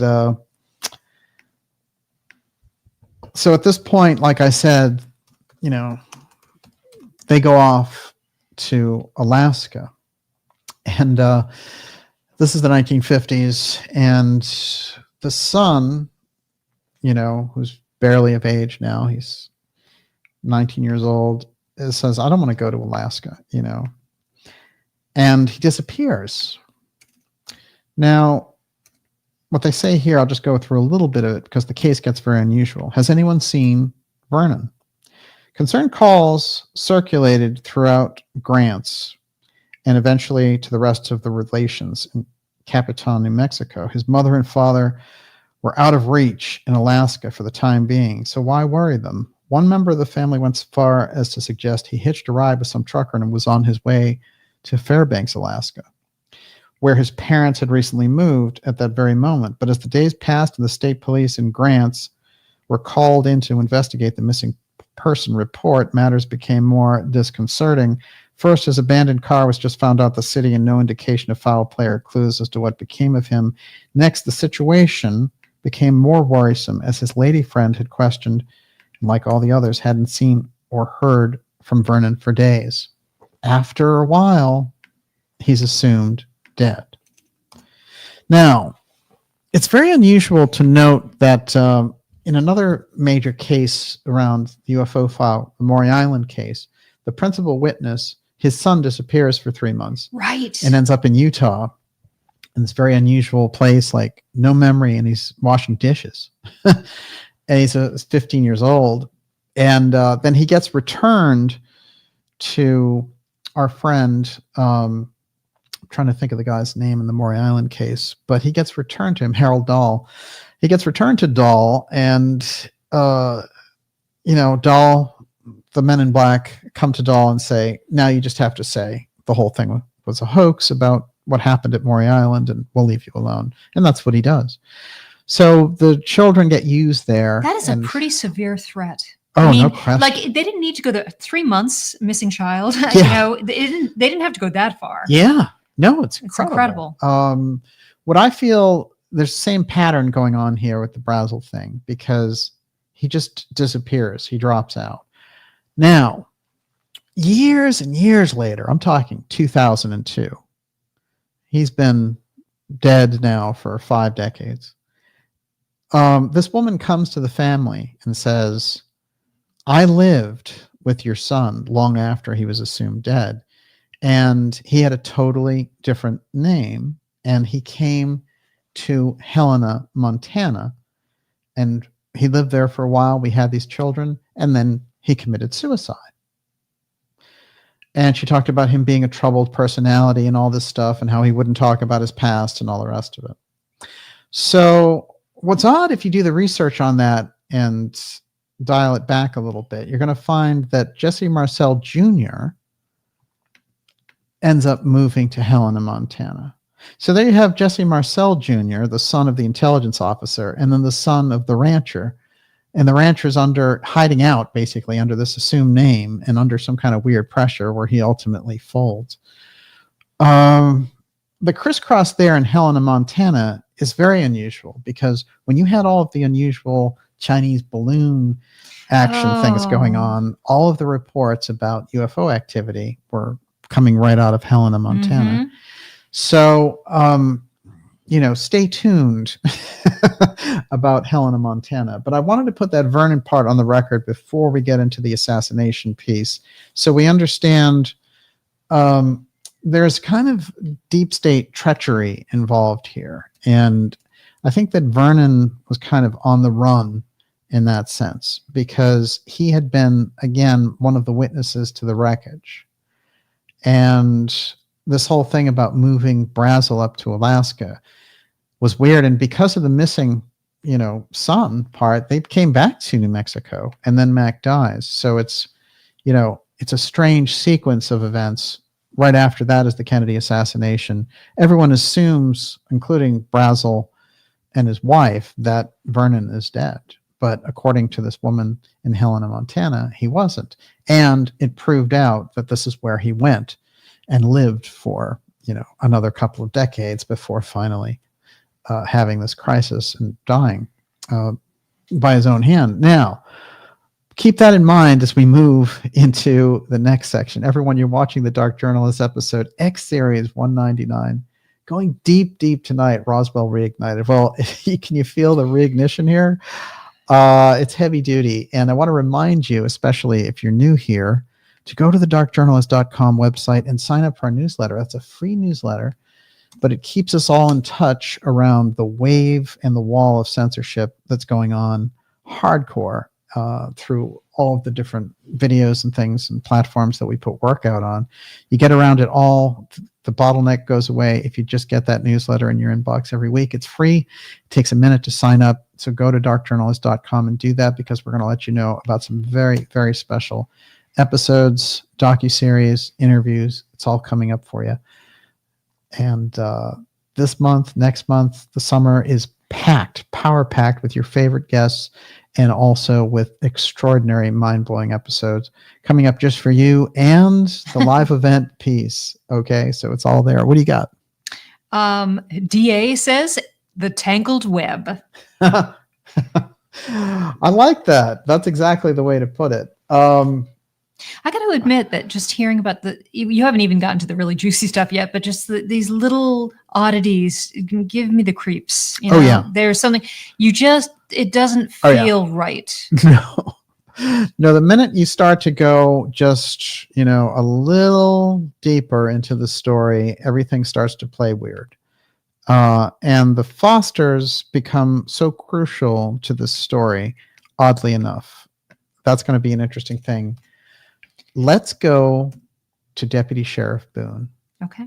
Our very unusual 24-year-old caught in the middle of this activity. Oddly enough, Miss Olivia, he hasn't even been a policeman very long. How long has he been a policeman? Well, it's interesting because we remember Roscoe White. He came on the force just a few weeks before the Kennedy assassination. And, of course, we get into different characters around Robert Kennedy's assassination. Today's the anniversary, as I mentioned. The security guard, Thane Eugene Caesar, who's right behind him and who, is widely assumed now to have been the assassin, not Sirhan Sirhan. Well, he only got the job 3 days before, security guard, and he was coming from Lockheed Skunk Works. Of course, Ben Rich, who ran Lockheed Skunk Works, said famously, "We've developed the technology to send ET home." And Skunk Works was known, the key people were there for that UFO development project. And there again, we had a very young 20-something in Thane Eugene Caesar who just happened to bag this very posh assignment there at Lockheed Skunk Works, but was moonlighting as a security guard at the Ambassador Hotel. That is another piece there. And of course, we tackled that in our UFO File Assassins documentary. I highly recommend that whole piece. Okay. Tell you a few interesting things. Actually, that documentary comes up a couple of times tonight.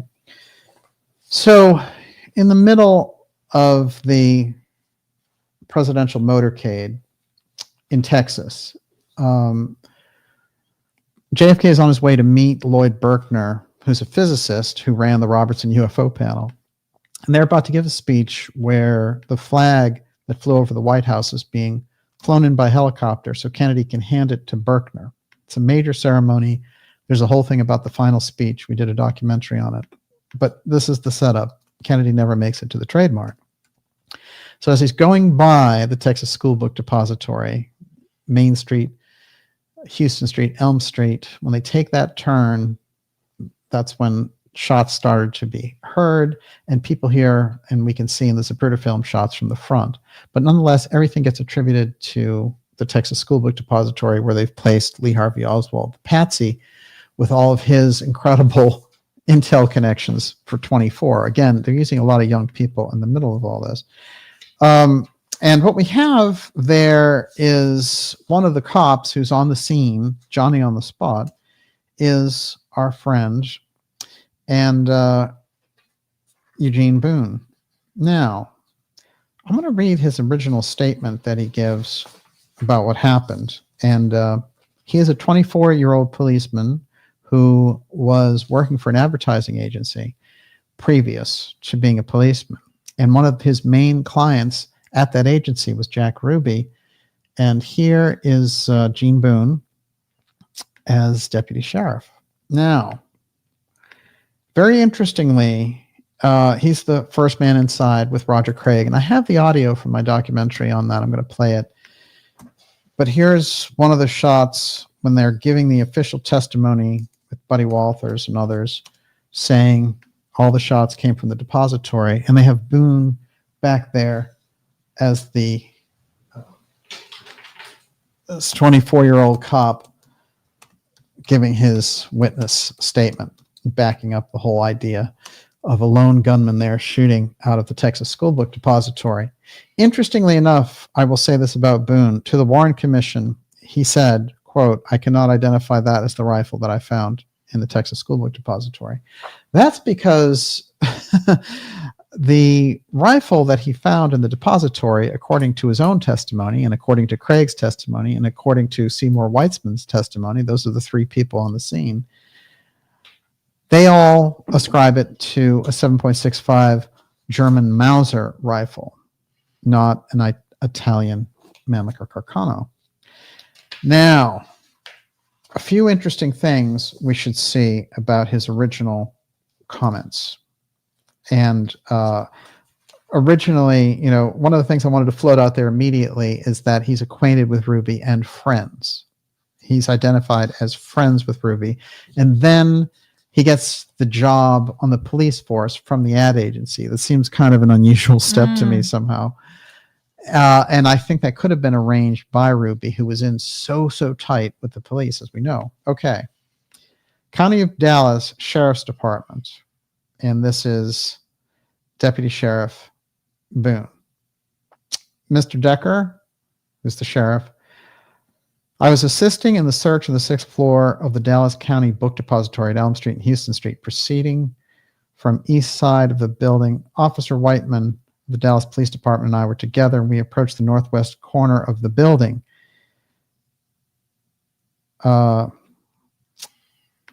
I saw the rifle partially hidden behind a row of books with 2 other boxes of books against the rifle. The rifle appeared to be a 7.65 Mauser with a telescopic sight on the rifle. Captain Fritz was called to the scene, and also someone from the ID department took pictures.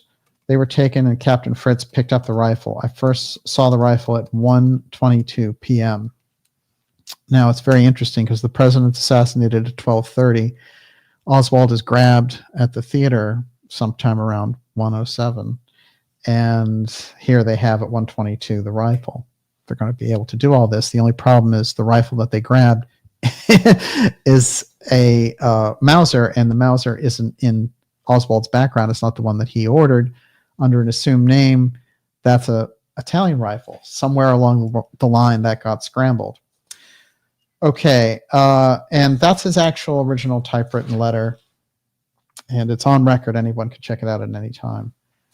Later in the 1980s, of course, they did the trial of Lee Oswald, where they tried the whole thing on television, and they had people like Vincent Bugliosi, you know, prosecuting for the state, and he's the one who set up the whole, you know, obfuscation around the intelligence part of the Manson murders and all the rest.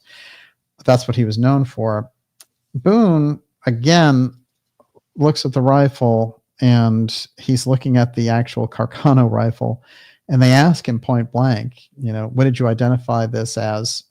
You know, and he said, I identified it as a Mauser.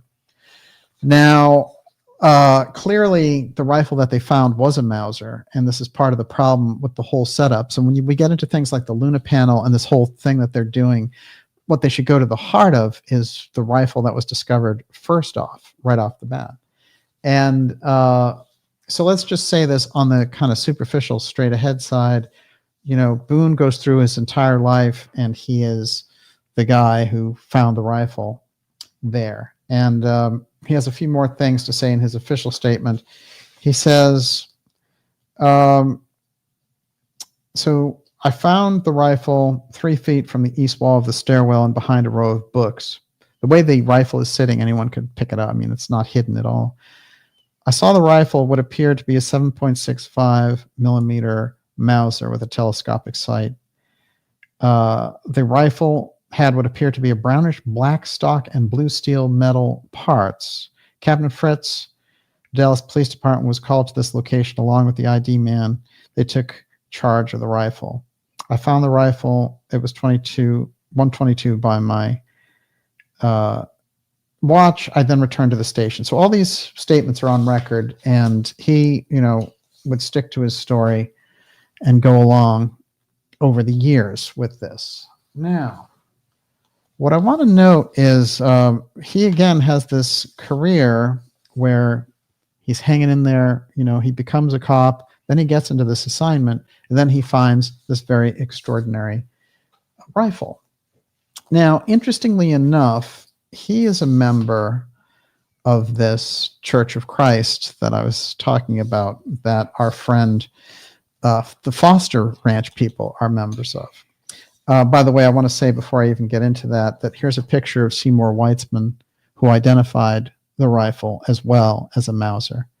And later he was forced to change his testimony and say he was wrong, even though he owned a gun store. I'm going to play the audio from Craig, who goes through exactly how they did this, and then we're going to show exactly how this connects up from Boone directly back to the Roswell incident. Believe it or not, there's a huge crisscross there in the middle. How are we doing out there? Doing great. I'm really looking forward to this. All right, so I'm going to play this clip. This is from my documentary, Agent Oswald, the CIA Patsy. I put that out years ago, but it's got this incredible testimony by Roger Craig in it. So here we're going to listen now. Let's see if I can do this properly. Okay, hopefully this is at the right volume and the right setting for you. Let's go. By the had a strap on. He held it up by the strap and asked if anyone knew what kind of rifle it was. Well, by this time, Deputy Constable Seymour Weitzman had joined us. And Weitzman was a gun buff. He had a sporting goods store at one time. He was very good with weapons. And he said it looked like a Mauser. And he walked over to Fritz. And Captain Fritz was holding the rifle up in the air. And I was standing next to Weitzman, who was standing next to Fritz. And we weren't any more than 6 or 8 inches from the rifle. And stamped right on the barrel of the rifle was 7.65 Mauser. And that's when Weitzman said it is a Mauser and pointed to the 7.65 Mauser stamp on the barrel.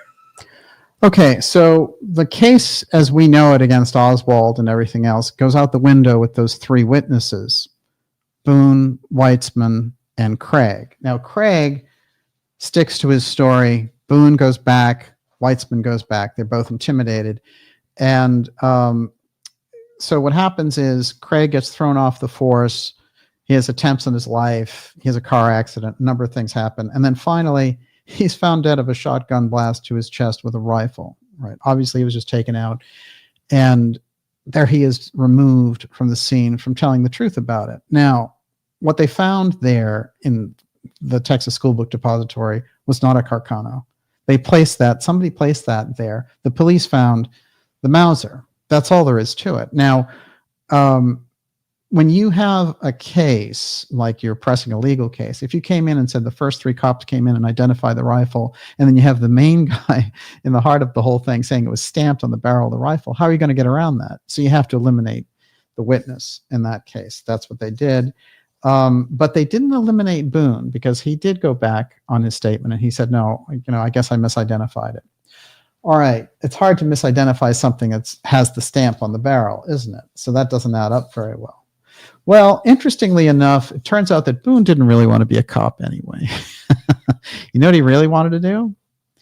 He wanted to work for Sherwood Foster and he wanted to work for Sherwood Foster Ranches, and he wanted to run the entire Sherwood Foster broken homes system.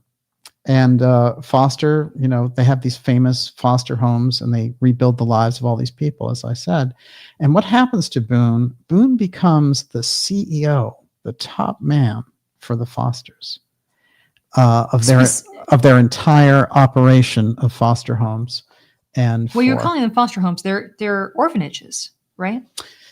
Yes, they are. I'm saying it. Yeah, I'm sorry. Right, exactly. He's Foster. He is Foster. Yeah, that's his Mm-hmm. last name is Foster. But the homes are, these incredible rebuilding of lives, and they really have had amazing success stories and things and all the rest. The point and the key here is, and the unusual thing that we really need to wrap our heads around, is the first man into the depository eventually ends up being the CEO of Foster's company, and Foster in Texas, who's been bribed off by the authorities because a UFO crashed on his ranch. And this crisscross now gets even stranger as we progress down the road. But keep in mind that Boone, again, is placed in an unusual position, and he may not be aware of what they're doing with him way back here, by the way. But putting him as the first man to find the rifle is a very key thing. And then it seems like his reward is becoming the CEO for Foster. Now, the question again, this crisscross between Boone and Foster and the UFO file. Let's go a little bit deeper, shall we? Now, one thing I want to say about the whistleblower that I spoke with in relation to this, Dorothy, who will be coming on the program, and I will be hiding her identity for her to be able to tell us this part. But her story is remarkable. Here's the interesting thing I found in the heart of her story. Part of it is that she grew up with Boone because she grew up in the Foster homes, and they run a series of different homes. And so she knew him as the CEO growing up. That's one. Two, she recalled very specifically on 2 different occasions alien abduction stories at the Foster homes. Now, oh my God. That takes the Foster Roswell story completely over to the Foster homes. We have the Foster Ranch, where you have this incredible UFO crash, and then we have an alien abduction experience at the Foster homes, while the person who's running it is the first guy into the Texas School Book Depository at 24 years old, a sheriff's deputy, who finds the Oswald that the rifle that basically hangs Oswald in the public imagination. So the crisscross of these events right off the bat can't be denied. And when we go deeper now on the Foster Boone piece, it's going to open things up for us, and we're going to really realize just how reignited the whole Roswell situation is. Yes. What do you got? Robes Farm says, Billy Solestes, born in Clyde, Texas, about 20 minutes from Abilene. He was also Church of Christ. Oh, yeah, Billy Soul. Yes. Well, I will say this, that in that stretch of Texas, the Church of Christ runs deep. And, I understand in relation to these religious groups, when we look at them, we're not looking at them with an eye to accuse them of anything, but it is through the network of the people and the different connections that they have that it becomes a kind of a template, or a tapestry, rather, for us to look at these things with. And some of the people who are associated are quite fascinating, including those with physics backgrounds. And I'm going to get into those as we move along here tonight, going deep into the Roswell UFO case, the JFK UFO file, Boone, Marcel, Craig.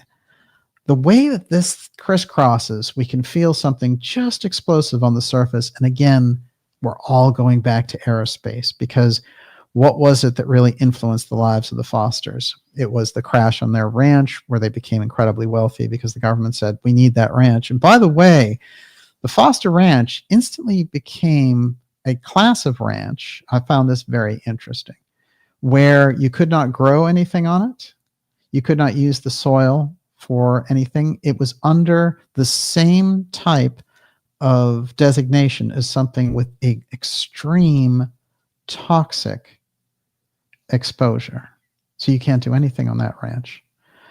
I found out some other unusual characters who tried to purchase that ranch, by the way, and we'll get into those as we go along here tonight. In X series 199, Roswell reignited the Bombshell JFK UFO file connection. And so we've gone long here, actually. We're going to be taking your questions here shortly. I'm just going to rifle in a little bit more about the piece around JFK and then get to an explosive witness, Vincent, and we'll roll that into your questions. How's that? Sounds good. What do you got? Joseph Tugas says, so much of the cover-up is to conceal the existence of Nazi International. Bardo says the late Jim Mars pointed out the 7.65 caliber was never issued to the German military. It was only manufactured as a carbine and licensed to Argentina. Yes. Yeah.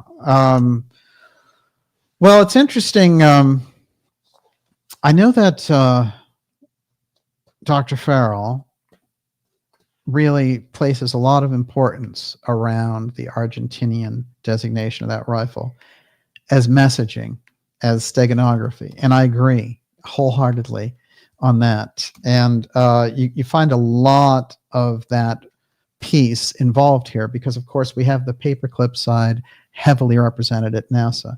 So the space program crisscrossing directly in the middle of all this and the CIA performing the executive action. That's quite a crisscross. And by the way, you know, when I mention this thing about Nazis in the space program, sometimes people will say to me, well, you know, America is this Nazi country or whatever. No, you have to understand how that group operates, you know, and also the fact that the Soviets at the time got all of these Nazi scientists as well and embedded them. I mean, I think we got better scientists by design, but, you know, those scientists were going to go somewhere. They were going to be the brain trust. The problem really was that their Marshall philosophy got embedded with it. That's why you have one of the key paperclip people, Walter Dornberger, in the heart of the JFK assassination, because that is where Lee Harvey Oswald is staying at Michael Payne's residence, and Michael Payne is the protege of Dornberger at Bell Aerospace. It's Aerospace again, everywhere you look in the case, and that's what some of the key people who investigated it, including Jim Garrison, the only DA who brought a murder case in the Kennedy trial, he's talking to the editor of Ramparts magazine. I have that guy's autobiography, and he talks about this. Garrison saying we had it all wrong. We thought it was Texas oil men behind this, but it is the aerospace corridor of intel in the military-industrial complex that did it. And that was his conclusion. And then you take all the research that I've done over the years around the aerospace aspect. Look, JFK, his main legacy is the space program. Hardcore. I mean, peace, yes, but peace in space too. And as we think about throwing those treaties out and weaponizing space, and we did the whole episode on the Golden Dome last week, Kennedy's message and the forces, the struggle in the background going on, even when you see Musk going over the edge with all that stuff, that it's all space, isn't it? After all, keep that in mind. Let me just throw this in there. Yeah. JD says foster kids were Nazi experimental subjects. Well, this is the interesting thing, because on the record, for example, the kids that went through the foster homes were, you know, they were rehabilitating their lives. They were placing them with good families. They were doing this whole thing and giving them a Christian ethic. That is the fundamental story of the Fosters. Now, what happened in some individual cases, I think, is interesting. What fascinates me is not so much to find the Fosters in any kind of villain shape, but to say something is operating there. And that's why you get cases there of alien abduction. So the idea that they are running this ranch in New Mexico, a major UFO crash takes place, their lives are uprooted, they become incredibly expansive, they open more of these homes, and then people start having alien encounters, while the guy who went into the Texas School Book Depository as the first cop to find the weapon that takes Lee Oswald into the guilty pile in the public eye, and he's the CEO. It's too much deep state activity to ignore, and it's in a locale. It's Texas. It's New Mexico. You're in a region there. And when we get to the next part about Vinson, Major Vinson, in the heart of all this, Vinson then is going to become very crucial because he ties Texas, D.C., and Roswell all together with his testimony. That's why it's crucial. That's where we're going next. Everyone, you're watching the Dark Journalist X series 199, Roswell Reignited, the Bombshell JFK UFO file connection. We'll be taking your questions here shortly. And again, I want to remind you, if you're new here especially, go to the darkjournalist.com website and sign up for our free newsletter. That's the way to get around all of the censorship we've been seeing. A couple of quick things on Oswald, of course. Oswald set up as the patsy. He's still the patsy in history because they haven't changed the verdict on him in history, even though anyone who's researched the case knows that he wasn't even on the 6th floor. So Oswald was there to take the fall. Again, a young man, 24 years old, who they had placed previously in the Soviet Union, had him bring back a Russian wife here, and really, the way that he was set up, even with the gun at the time, it's very interesting because, people who follow this program know I'm very fond of the work of Professor Peter Dale Scott. And one of the things that he said about Oswald is that he felt that the work that Oswald did when he came back from Russia qualified him as an industrial spy, including his work at Jaeger-Chiles-Stovall, the very, secretive NPIC group that was studying, UFO films of the Cuban Missile Crisis, all this stuff. And you need a very high security clearance to work there, which Oswald had. So the idea of him as an industrial spy, the task they gave him was, hey, we want to see how you can order weapons through the mail and track this whole process. So we want you to adopt an alias, Alec Heidel, get a P.O. box, and order some weapons through the mail. And when he does that, then later on they can say, aha, here's the guy with the weapon. He ordered it to a phony P.O. box with an alias, and he's our guy. What's interesting is, speaking of Aerospace, Garrison saw the connection of Aerospace with Oswald because Garrison went and talked to the people who were supposed to work with him when he was in New Orleans during the summer before the assassination at Riley Coffee Company, and he found none of them were still working there, and that they had all gone on to jobs in aerospace, mostly at NASA. And then when he got in touch with 2 of them, he found out that Oswald had been bragging that he was going to work for NASA. That's where he was headed next. Instead, detour, Texas School Book Depository. So, these things, they link in history. They close in, as it were. And Garrison pressed the case. He was, when everyone really didn't want to touch this case, he really pushed it hard in the public eye.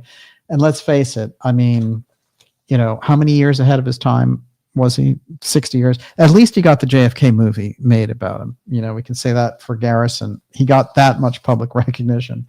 But where he was going with the case, and even the fact of these influences that he was knocking directly into, like Guy Bannister, who after all ran the UFO file for the FBI, and he finds him running Oswald in the summer before the assassination. Those are the things that a D-class committee could really unearth and study, instead of the very, very kind of flimsy approach that they've taken. You could get totally deep, hardcore disclosure using these facts. And the things that we've laid out for you tonight, just for starters, are easy to verify, and they are substantiated with the government's own documents in many cases. this is interesting. That Church of Christ, this is their building in Abilene, and I found it particularly interesting. It's supposed to artistically dramatize Jacob's Ladder, but it's got a lot of like Stonehenge to me. That's what it's looking like. And isn't that extraordinary? Where's that? That is in Abilene, Texas, and it's the Church of Christ. It doesn't have a good vibe. Building there. Well, it's interesting. I will say that I think that there's more to what's going on with that group, and I will say that the Fosters, with their deep religious beliefs, if they showed them something like this, I think that they would have had all kinds of influence with their future activities. And if they said, "Look, we're going to give you oil rights and gold mines or whatever," maybe they demanded something in return. It's possible. But is that why there were cases of alien abduction there? This becomes the interesting thing. This is the interesting factoid, the thing that floats to us, which is that this took place there. Now, there's another possibility, which doesn't have anything to do with the Fosters being culpable for this alien activity, which is just that the beings, the same ones somehow that were associated with crashing at his ranch, become invested around the government piece, and they become involved and invested around the Fosters. And that's why you have Brazel taking off and saying, "I'm getting out of here, going to Alaska," and the son disappearing and all of these different pieces. There's some deep, deep, deep story in the heart of this. And the fact that this may have become a target for an off-world civilization that had crashed here, that somehow the Fosters got wrapped up in that, is very intriguing. And I'll tell you, it's through the abduction stories that I started to realize, because I was looking at it a little bit differently until we got to the abduction stories. I was thinking Foster had some kind of relationship, because Roswell already was engaged in, through Goddard and others, was already engaged in, say, exotic technology experiments. And I was thinking, maybe it's not an accident that it crashed on Foster's ranch. Maybe he made the ranch available for those types of flyovers. But then when we got to the abduction experience later, and then Boone's connection with the Fosters, it started to look to me like there's somebody moving these pieces together. And in fact, the Roswell story, the deeper that you look at it, looks more and more like an off-world, like the genuine article of an off-world crash. And I think there are explanations here, and I'm going to get to one of them from Colonel Corso about how that works. But in any case, we know we're in deep territory. Okay, Vincent, Corso, and your questions. So I'm going to do the Vincent part and roll your questions into it. Let's see.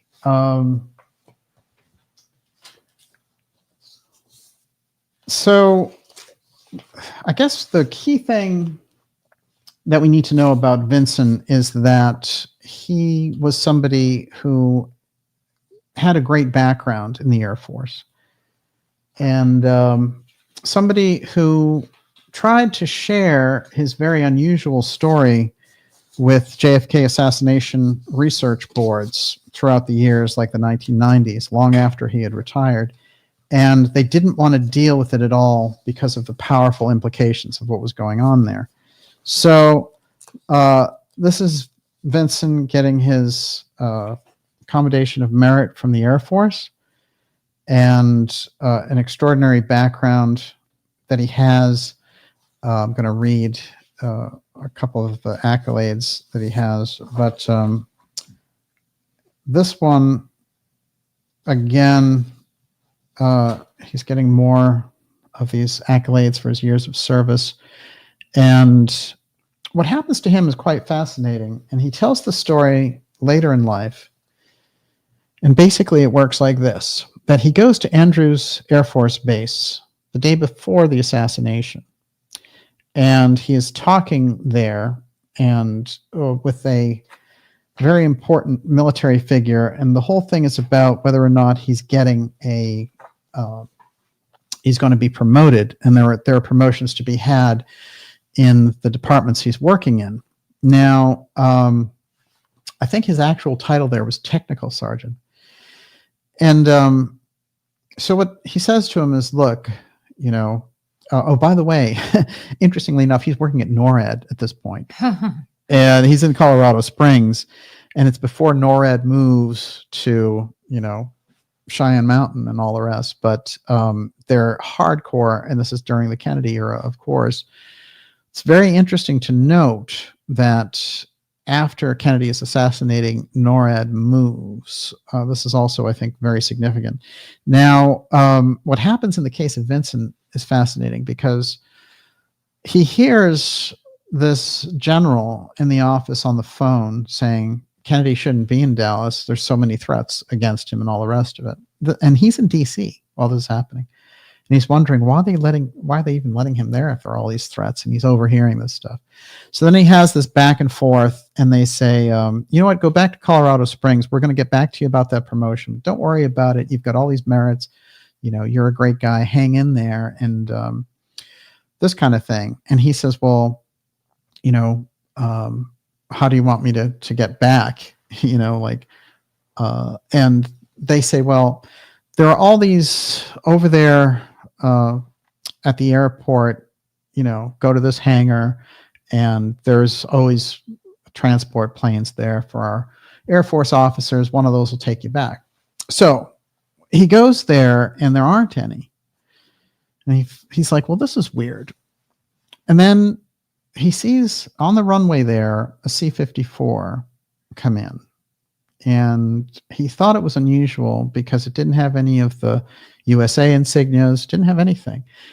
And it had the weird look of a globe as an egg and two grids through it. This is the way that he describes it.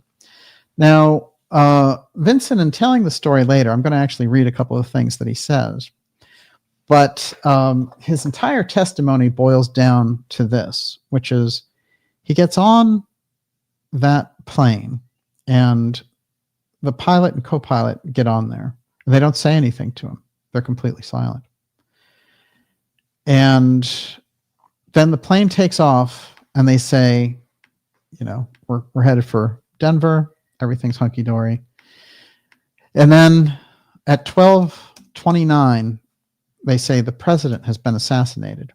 There's a weird thing there about 12:29, because the assassination happens at 12:30. But anyway, it's close enough. And they say, we're redirecting. And they take this really heavy-duty midair turn. And then he's looking out, and he sees that they're heading into Dallas. And they land over by the Trinity River at what looks like a construction site. And the landing isn't all that smooth. And he's like, oh, this landing strip must be under construction. And, I'm probably lucky to escape with my life on this trip. So he's sitting there, and then two individuals get on the plane. One of the individuals is a Cuban who's 6 foot tall and 195 pounds. And he's in these weird construction coveralls. Then the other person that gets on is someone he will recognize later as Lee Harvey Oswald, in the same coveralls. And they are getting out of a construction vehicle. That's a yellow construction vehicle. And they walk up to the plane. A Jeep, yes. And they walk up to the plane, and they come along, and they look at him. They don't say anything. They go to the front. They sit down. There's no discussion. And then the plane takes off. And he's sitting there, and he's like, it's kind of weird. These guys haven't said anything. The pilot's not saying anything. And he just found the whole setup very odd. As somebody who worked in the Air Force and stuff, this is far, far different procedure. And what happens is they go and they land at a different airbase. And then the two figures jump off the plane. They get off and take off. The Oswald lookalike and this Cuban guy. And then the pilot gets off, and he's the last one on the plane. He gets out of the plane, and he doesn't recognize the place at all. And he sees a little, setup with a light and everything. He goes in there. There's an MP in there. And he says, what base am I even at? I'm going to Denver, Colorado Springs. And the guy says, well, you're in Roswell. You're at the Roswell Air Force Base. Didn't they tell you that? And he said, no. And he said, all the base is locked down. You can't go anywhere. You're not going to Denver anywhere. And he sits there for 6 hours, and he eventually makes it back to Colorado Springs and assumes his duties at NORAD. And then the whole thing about the JFK assassination hits. Oswald comes on the screen, and he's like, wait a minute. He says to his wife, that's the exact same guy who was on the plane with me. So now remember, Vincent is in the Air Force. He's a keen observer. He doesn't have any psychological issues. He has a splendid record. He's sure that this guy who gets on the plane is Oswald, and also that where they let them off is Roswell. He hasn't worked previously in Roswell, so this whole thing is very unfamiliar to him. So he feels very uneasy about it. And then a little while later, he's called back to Washington, D.C., and they say, we want to do some psychological exercises with you. Do you mind? We have a project in mind, special project. And they take him through these unusual psychological exercises to test his honesty and all this other stuff. And then they say, we have this thing where we really want to put you at a secret base for these secret assignments. And you're going to be working very deeply, with us and with CIA. And he says, well, I'm not sure I want to do it. And they keep ramping up the inducements and all the rest of it. And he takes it on, and they put him right in the heart of Area 51. And I'm going to take you through a little bit of his experience there, and then we're going to go, we're going to roll into the end of the program. But right now, we're going to take it off, Olivia, with your questions. I want to make sure that I feel like I missed something. So wait, the same guy who was on the plane, yes, the Cuban and the Oswald, or the Oswald lookalike, yes, that's a possibility, wound up at Area 51? Yes. Okay. That's where he ends up working. That's my question. Explain that. And Vincent is extraordinary in this sense. What I'm going to do is sort of give you some of the gravity of this. So basically, when he lands there, they have grabbed Oswald in the theater. They haven't charged him with the crime. They've charged him with shooting Officer Tippett. By the way, Officer Tippett was a good friend of Deputy Sheriff Boone, as well as Jack Ruby. Oh. So Boone is right in the middle of that nexus of everything that goes down with the assassination. And so Vincent is, strangely stumbles into this, but he comes from a high level inside of the Air Force. He's already working with NORAD, highly secretive work. And apparently, when we look at this, what we can deduce is that when they're looking over the manifests of where they escaped the second Oswald to Roswell, and they say, here's the pilot, here's this guy, and they're like, oh, unknown airman. Who's that? What's that? And they must have figured out that it was this Vincent guy, and they must have figured, he saw the second Oswald. Let's get him in a secret job where he can't talk about anything. Let's put him under heavy, heavy secrecy. And that's exactly what they do. I'm going to read what he has to say about what his duties are next, and then we're going to see the JFK crisscross with Aerospace and the Roswell incident becomes complete through the testimony, totally separate testimony of Robert Vinson. Okay. So now this is the book Flight from Dallas, which is all about his life. And he figures out that they're having him work with the Atomic Energy Commission for the Blackbird SR-71, which was like the stealth bomber, highly secretive in the period. The area is now known in the public and to students of spying as Area 51, a base carved out of the desert in the middle of the Nellis mountain range, just north of the Atomic Energy Commission's Nevada test site. Its existence denied until recently by the U.S. government. It was established in 1951 to test Douglas's new U-2 spy plane. After that came the A-12, Blackbird SR-71, Stealth Bomber B-2, Stealth F-117, and the Aurora. In addition to these reports, and Bob confirms them, that stranger, more advanced experimental craft were tested there at Area 51. No surprise there. That led to countless UFO sightings in the area, which became a mecca for UFO enthusiasts, just as what happened in Roswell, New Mexico. Vinson worked in the counterintelligence operation, but he had reason to believe another operation, the experimental one, was going on at Roswell, New Mexico, and that those experimental craft were flown to Nevada for flight testing. Quote, this is Vinson now, "They were testing some of the most far-out things you could ever think of. A lot of them were saucer-shaped. And we did the testing.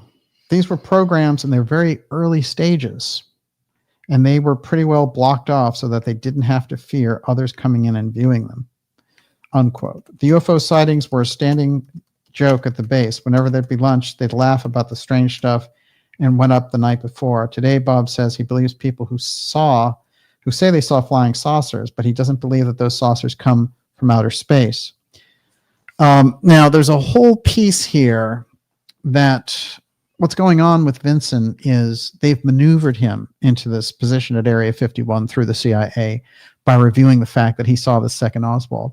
Now, what took place there on the plane is the person who they grabbed to be Oswald, the Oswald that we understand, there was someone impersonating him, and that person needed to be whisked away. Now, the Oswald double, of course, goes deep, deep in the Kennedy assassination.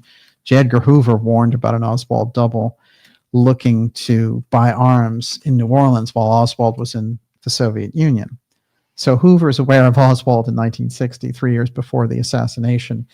When we're looking at these details and we start to put them together, we're starting to see the outline of what's going on here. But to land in the middle of the operation with a credible witness saying that he saw Oswald airlifted out, and you'd have to think, in the middle of this situation of assassinating President Kennedy and getting rid of the double, where would they fly him to? The fact it would have to be the most super secret operation that they had in the most super secret base. The base they take him to is the Roswell Air Force Base. And that is an incredible crisscross with everything that we've learned tonight that shows the overlap of Aerospace with the JFK assassination, and there's Vinson, a living testament to history. The Luna Committee, Congress, the D-Class Task Force, all of that stuff. Where's your Vinson investigation? Where's your investigation of Boone, Roswell, the Foster Ranch, and the JFK assassination? That's where this discussion needs to go. It needs to go, the JFK examination needs to go directly into the UFO file. That's what we've shown here on this program and in this episode. That's where this is going. And with that, Miss Olivia, you're up. Oh my God. Happy Current 3D says Michael Payne, who hosted Oswald with wife Ruth, was the son of Arthur Young, designer of the Bell helicopter. Aerospace connection? Oh yeah, we've done shows on Arthur Young and Payne. And you see, Young, you have to understand, gets into UFOs later, and he gets into consciousness exercises. As a matter of fact, they came right up here to Boston and started up a foundation that deals with consciousness relating to this, because he got the vision of the helicopter in a kind of a strange consciousness state. Goddard, who I cited earlier, he was working on a cherry tree at the time, and he looked up and he caught, this idea of aerospace and going to the moon and the stars and everything in a flash, and then spent the next 40 years, obsessed with this. Of course, Tesla had this very same flash, and that's how he got alternating current. So it's the flash of consciousness that's the key part that is totally within the human domain. It's nothing to do with aliens or anything else. But tonight specifically, I think we saw with everything relating to the Roswell file that you might be dealing there with a genuine off-world crash, and that is what took so much of the attention of the world there in the background. So the fact that, and remember, they got rid of the case of the Roswell reports for 32 years. Do you see how deep that cover is? If you can eliminate a story for 30 years, no one knows anything about it. But there are little things, Dorothy Kilgallen was aware that there was a crash back there because she was in that milieu in the background. And the deeper she's getting to finding things out, we did that whole thing about Kilgallen and Marilyn. It's funny because, all the stories and all the books and the things they're trying to sell about, Robert Kennedy, who the anniversary of his death is today, he did in Maryland, and all this stuff. Look, the Central Intelligence Agency owns the narratives. They own the propaganda. They own the tools. They own the Netflix specials and everything else. They get the people to write the books, to do that things, or if the people write the books organically, they get behind that because that's their narrative. It's nothing to do with reality. And the evidence actually points to the fact that in the case of Marilyn Monroe, she may have gone too far in the idea that she was going to spill secrets in relation to this. And there are CIA documents and tapes that were related to that. There's testimony related to that. That I can buy a heck of a lot more than, suddenly the Kennedys becoming thugs and bumping people off. That's not their MO. I'm sorry. The so-called Boston Mafia doesn't operate like that. The Kennedys were coming from a place of influence, but they didn't use those tactics. As a matter of fact, this is the assassination part was what Kennedy shut down in the CIA. That's why they were so upset. And, in relation to the DM brothers in Vietnam, Kennedy was so shaken up because he said, don't do it. And they did it anyway. So he understood that government, that deep state, they're doing their own thing, and that's 3 weeks before they take him out. So it was a season of assassination. And I put that on the record that when these powers need to move, they will move through the intel agencies. Yes. Okay, so I'm going to group these together. Stephen Vaughn says foster homes, illegal aliens, cult religions, secret space program, deep state, ? Caritas Yes, Tarot yes. says churches are tax exempt, can be easy to infiltrate. Catholics have run baby mills in Alaska for decades, for example. David Termina says, DJ, I noticed that Boone's foster home activity was called Ritchie Boys, which is identical to the Camp Ritchie military intelligence operation that features Catcher in the Rye author J.D. Salinger. Oh, that's really interesting. I'm going to tell you something funny since we're on nameplay there. Did you catch the first name of the Ritchie boys? It's Ben Ritchie. Oh. How's that for name dropping? Yeah, that is very interesting. And do you want to explain that for people who? Oh yeah, aren't Ben in the know? Rich, who's the CEO of Skunkworks that we mentioned earlier, who's the one who worked on all of the. He was the one who actually came out and talked and said, we have the technology to send ET home. And it's fascinating too. I want to say this about the church organizations. What we're looking at here, that church organization may have done a lot of good. This is the interesting thing. We're looking at it more on the network side, that it's easy to exploit that network. And if something attached themselves to the Fosters, especially giving them the mineral rights so they became bigger than ever, I think it's interesting that then they become the target of alien abduction for the children that are there. So we have, we don't know how widespread that was, but I have 2 cases now of that, which I think, considering it's Foster and Boone and all the rest of it, is very, very interesting. It's like a tag along, and is this part of, kind of the Foster payout in a sense that, whatever it is that's going on over here is going to attach itself there. By the way, the abduction experiences are pretty textbook. That is, there seems to be a hybrid aspect involved. So those things are going to run deep.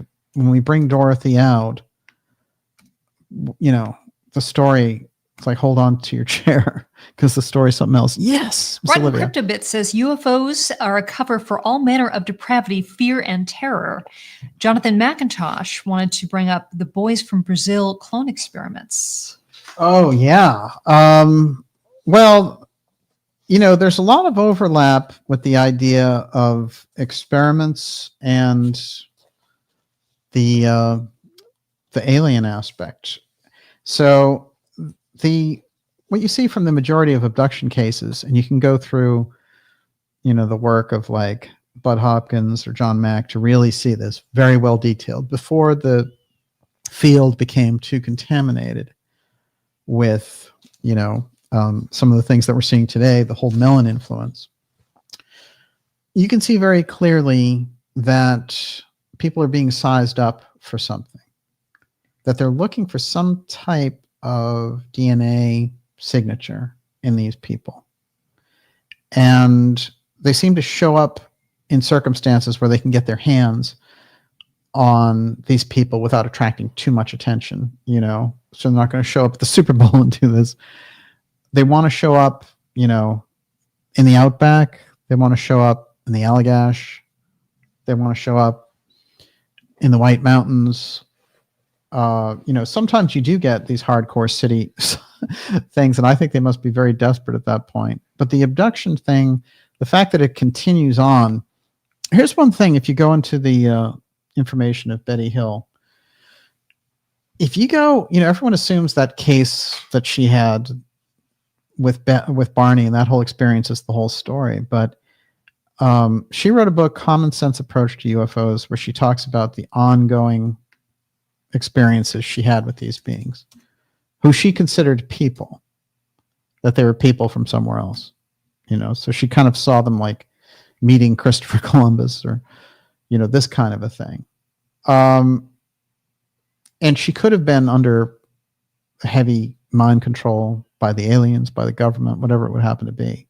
But we need to understand that there's an aspect there in those cases where, for example, she would talk about how they would rearrange things in her house to let her know that they had been there. I hear those in all of the different abduction stories, and I've known a lot of abductees over the years. So the phenomena is real. The question is, what's the nature of the consciousness behind it? And what we've done tonight is we've learned a few things about remarkable historical events, but underneath there's a connecting thread, and the connecting thread is serving somebody. So in the government, it's serving a secrecy around a technology, and in terms of the visitors, or in terms of this other group, they're getting something in the interchange with humanity. Either they're a scientific group learning about us, or they're harvesting the genetics of humanity for some other purpose. And you also can imagine that there are groups in the government doing that harvesting as well. Of course, they're deep in that. They're trying to interplay cloning with AI and all the rest of it, And you're getting psychos like Elon at the top. So we're in deep here, and I think figuring out what the nature of the entire abduction aspect is without the CIA shenanigans interfering in our vision, without the intel narratives of, here's this hero, Lou, who's an interrogator who lies in public and nonstop, and he's going to give you UFO truth. And here's another CIA guy, and he's an abductee, don't you know? That whole thing has to be blown out. I've been sounding that alarm since these guys showed up, Yes. Lancelot Link. Mengele was operating in South America for years after World War II. Yes. Twins were left in his wake wherever he went. Yes. And Ultra Heat Seeker says twins are known to be able to read each other's minds. Perhaps they are power psychics. There is the connection to that and the UFOs as well. Mengele was obsessed with twins, and he went into different villages to later, post-war, when he was living in South America. They found all these different twin groups. There's all kinds of things about colonies, Mengele colonies. And when he was doing this kind of early kind of in vitro pregnancy treatments for women there in South America, he was engaged in having them do this. So he continued his experiments. The the good old angel of death there at Bengala. I wanted to give us a little bit of the actual testimony of Vincent, and then take your final round of questions. How does that work? Everyone, you're watching the Dark Journalist Show. It's X Series 199, and I have to tell you, this is part of an extended group of episodes because we have some very important information and a whistleblower to bring forward around this. And that's a shot years later of Boone after he had assumed, he'd been the CEO of the foster homes for many, many years. And he went back to Dealey Plaza to participate in the whole, 40th anniversary, 50th anniversary. And he stuck to his story about, oh yeah, I guess I was wrong. It was a misidentification. But he would answer questions when asked about his friendship with Ruby and all the rest of it. And he said, Ruby was a great ad client. We'd go out, we'd party together. I was an ad salesman, but they were lining him up, whether he knew it or not. Okay, here's Vincent. We're going to flip back to him, some of his actual testimony. And I just want to get, I'm going to skip through this part and just go to where he sees the C-54. Now, this is interesting. When he got to Area 51, he recognized the C-54s that they had there. And he said, that's the plane that I got on when I went from Andrews. And the Oswald double got on. Because he was confused by the plane, because being in the Air Force, he thought he'd seen everything. He had never seen these. Later, that becomes the Janet Airlines. So I think his testimony becomes more important. So this is interesting. Originally, they say, oh, we don't have anything going to Denver, and he's waiting in a passenger terminal. And he says, I heard my name called over the loudspeaker. I went back and told him who I was. And he said, yes, you can see the C-54 out there. And I said, you mean the third one down there? And he said, yes. He said, go get it. It's going to Denver, Lowry Air Force Base. Go get on it. And I said, okay. And I ran, grabbed my bag, took out, and I got out there. There was only one person out there at the time, and he was walking around the plane. And they asked him how old he was at the time, and he said, oh, I was 33 when all this was taking place. This was, so he's going through it, and so they ask him all these questions, because this is for the record. He says, okay, so you described this plane, which was pointed out to you, and described the C-54, the one you got on. What did it look like? The one I got on it had a nose wheel. It looked like a cargo plane. It was 4-engine, propeller-driven.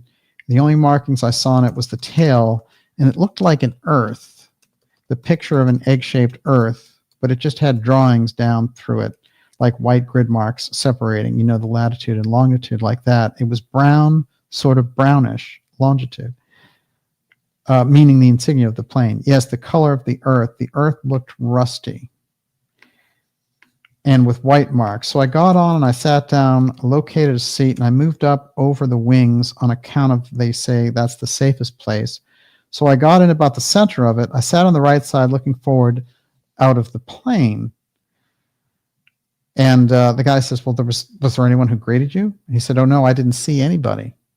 The door was already open then? Yes, the door was open, and I just crawled on in, and a few minutes later, here comes another gentleman up, and they were walking around the plane. I could see them through the windows. How many of them? 2. So these 2 were enlisted men or officers? No, I didn't see any rank. They had on coveralls, which were the olive drab type coveralls, but I didn't see any rank on them. Now, it's very interesting to note that all of the Roswell aliens, and generally the aliens in these abduction experiences, what do they have? They all have these coveralls on. But here, it seems to denote this kind of X-Protect group, which is they're working with UFO secrecy, and you don't have any insignia on. You just have your coveralls. What I think is fascinating is that on the Invaders, they often wear... It's a TV series, Yes. yeah, from the 60s. They did that, and They seem to be very clued in if you go back and look at that. Well, they're posing as human. Yes. Mm-hmm. Let's see. Okay, so he said there was no manifest. All right, I didn't see a manifest. There was no type of log. They got in and started up the engines and were started to taxi down. We took off, and they say, were these two officers Caucasian? He said, yes, they were both white. Could you tell me the best you recall the size and stature? And he describes them. Nothing fantastic there. And again, he asked him, did you see any rank or insignia? He says, I didn't. I don't remember seeing any. All right, so the plane took off from Andrews Air Force Base and headed west, I take it. Takeoff time was 8:30 to 9 a.m. Eastern Daylight Time. Yes, we headed west. And during the flight, did they have any conversation with either of the two men? No. Around 12:30 or right in there, I guess, one of them came on the loudspeaker in the plane and said, the president's been shot. And so that's all he said. President Kennedy had been shot. Was he saying this to you? I guess he was telling me that. I don't know. Over the intercom of the plane? Yes, right. What time did the plane leave Andrews Air Force Base? And he goes through all that. And then there's a little bit more.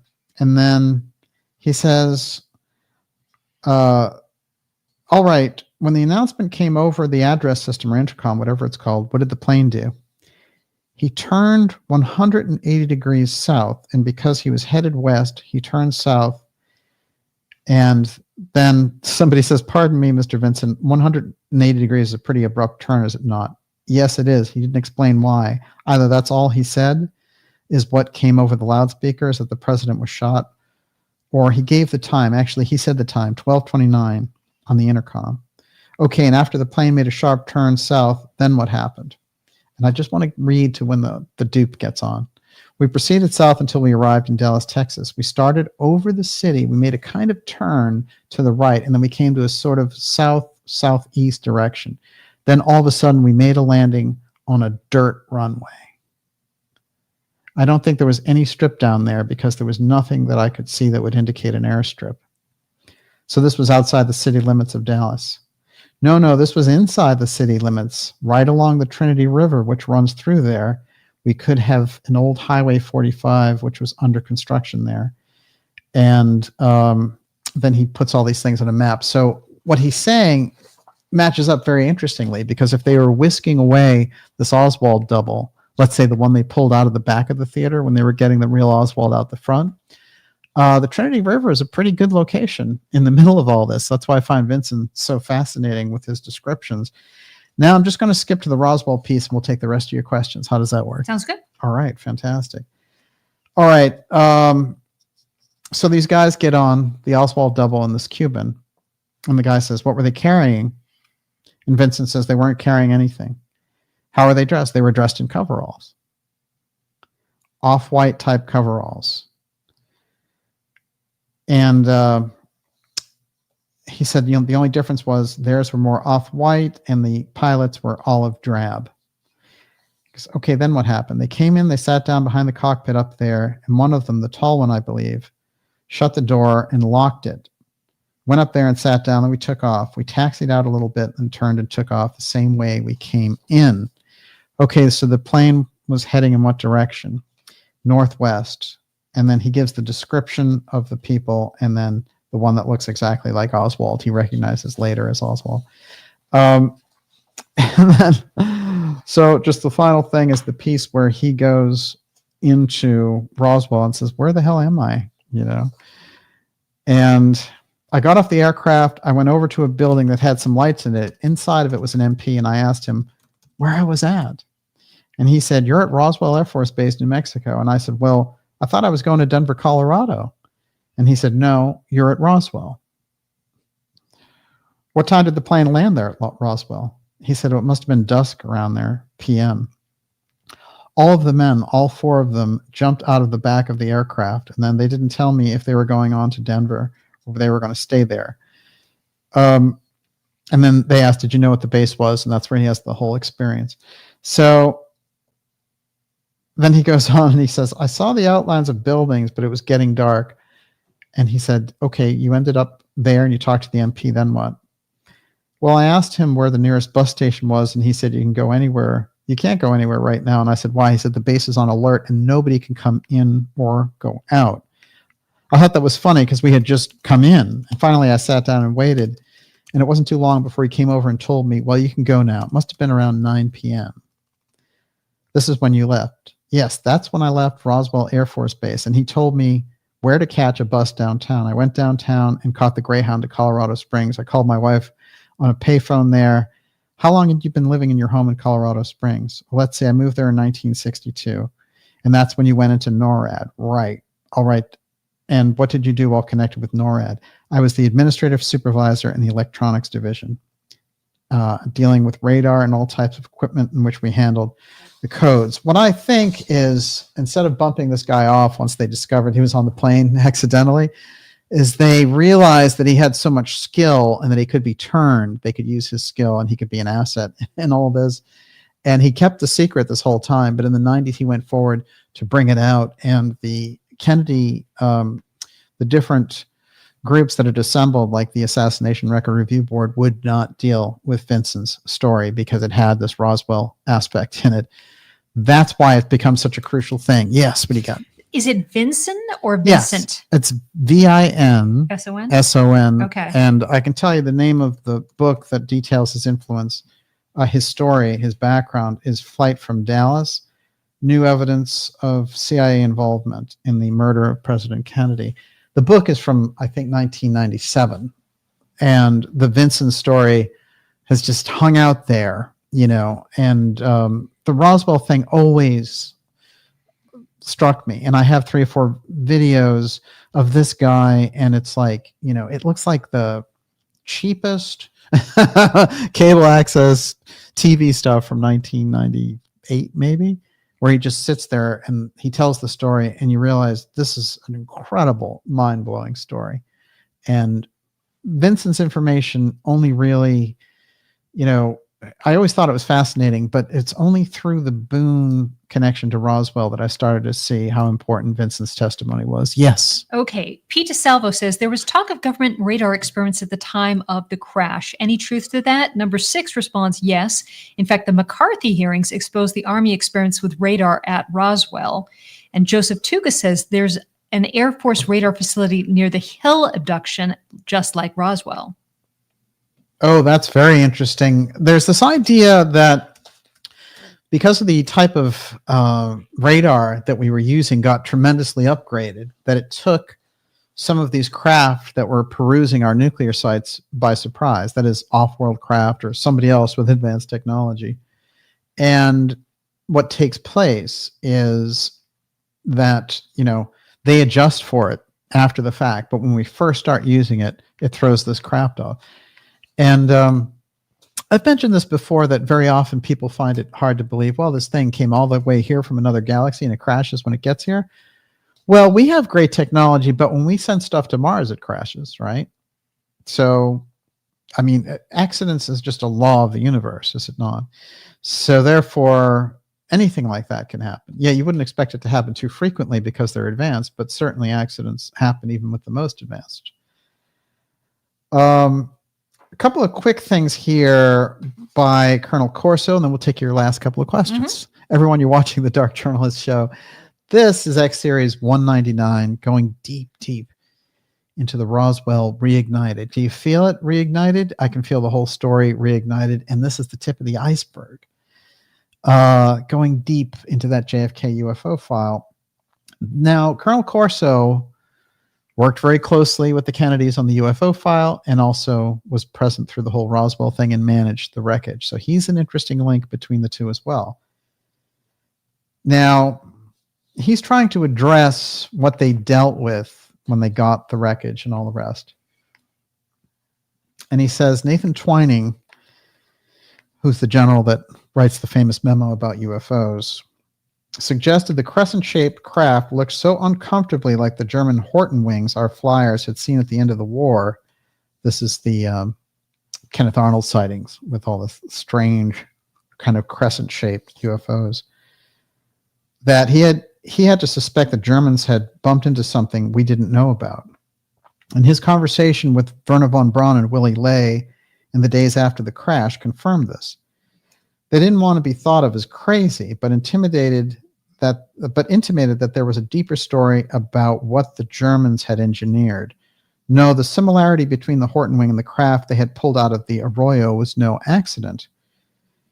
We always wondered how the Germans were able to incorporate such advanced technology into their weapons development in so short a time and during the Great Depression. Did they have help?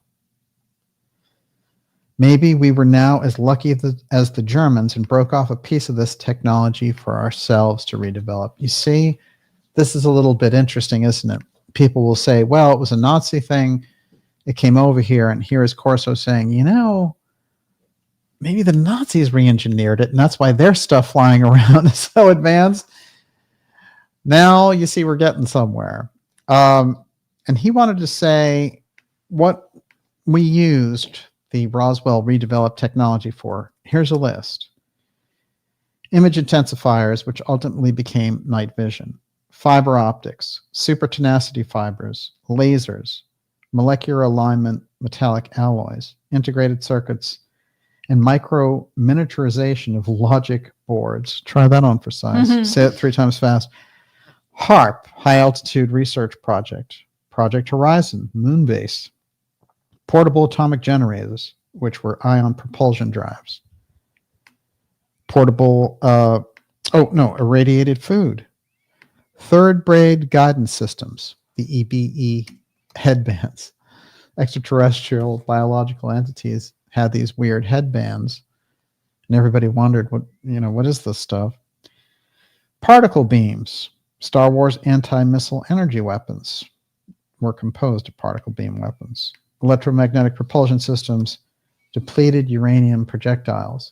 He claims all of it comes through the Roswell redevelopment.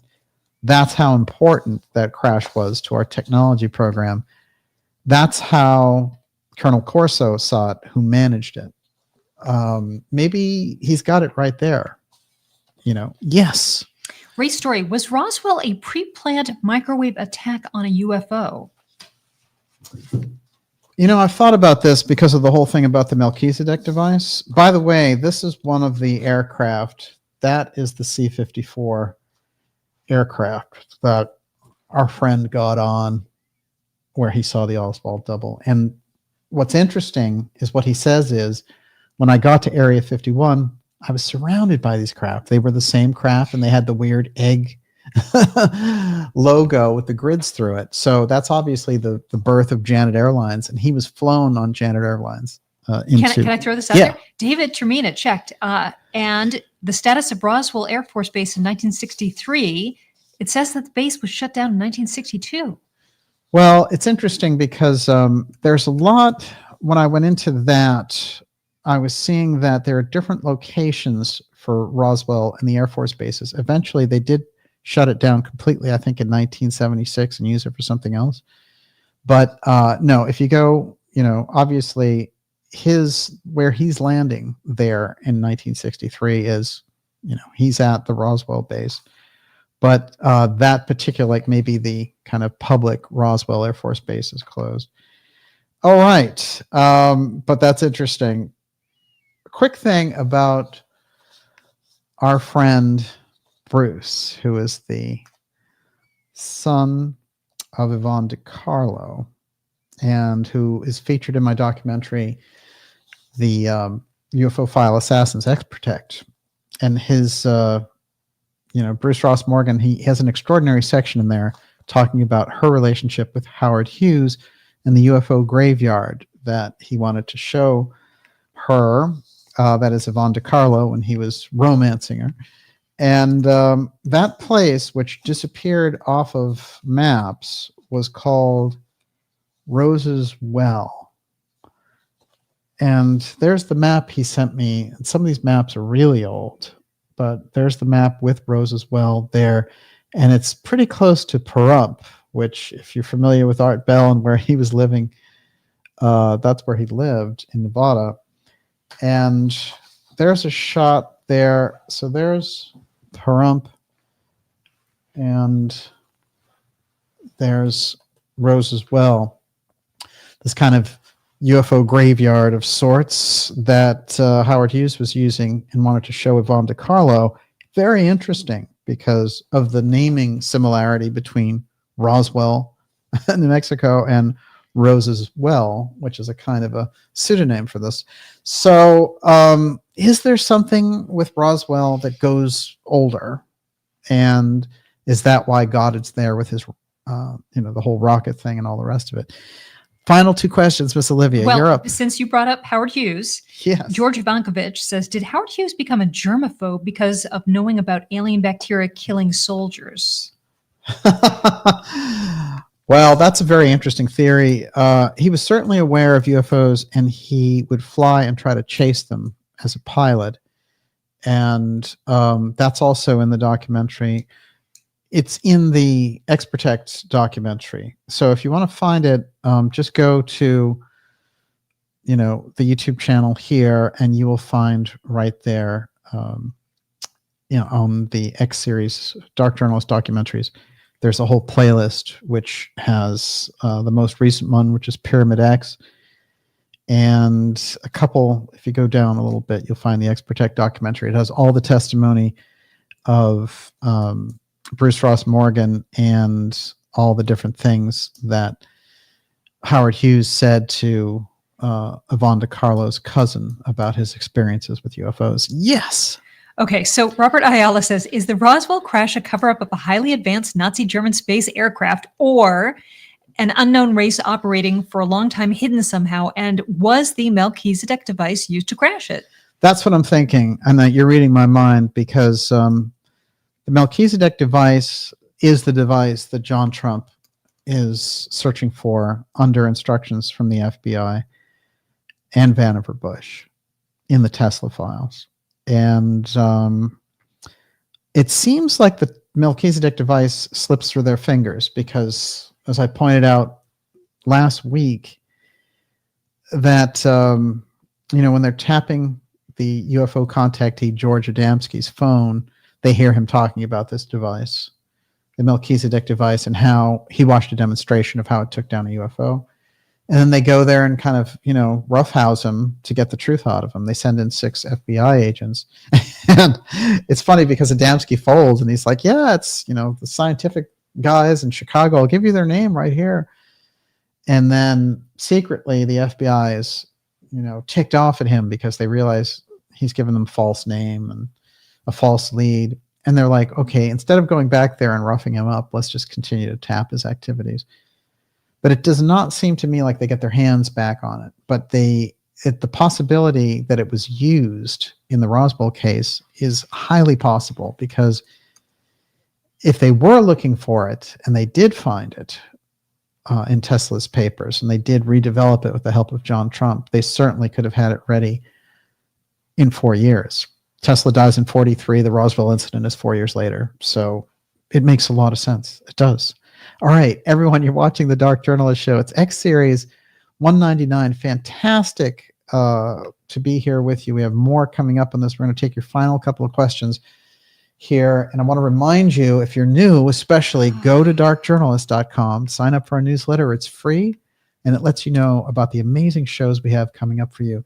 The DOCUSERIES, of course, the Pyramid X episode that just came out, JFK and the UFO file. All those docuseries are going to be listed in there for everything that's coming up. Extraordinary interviews coming up.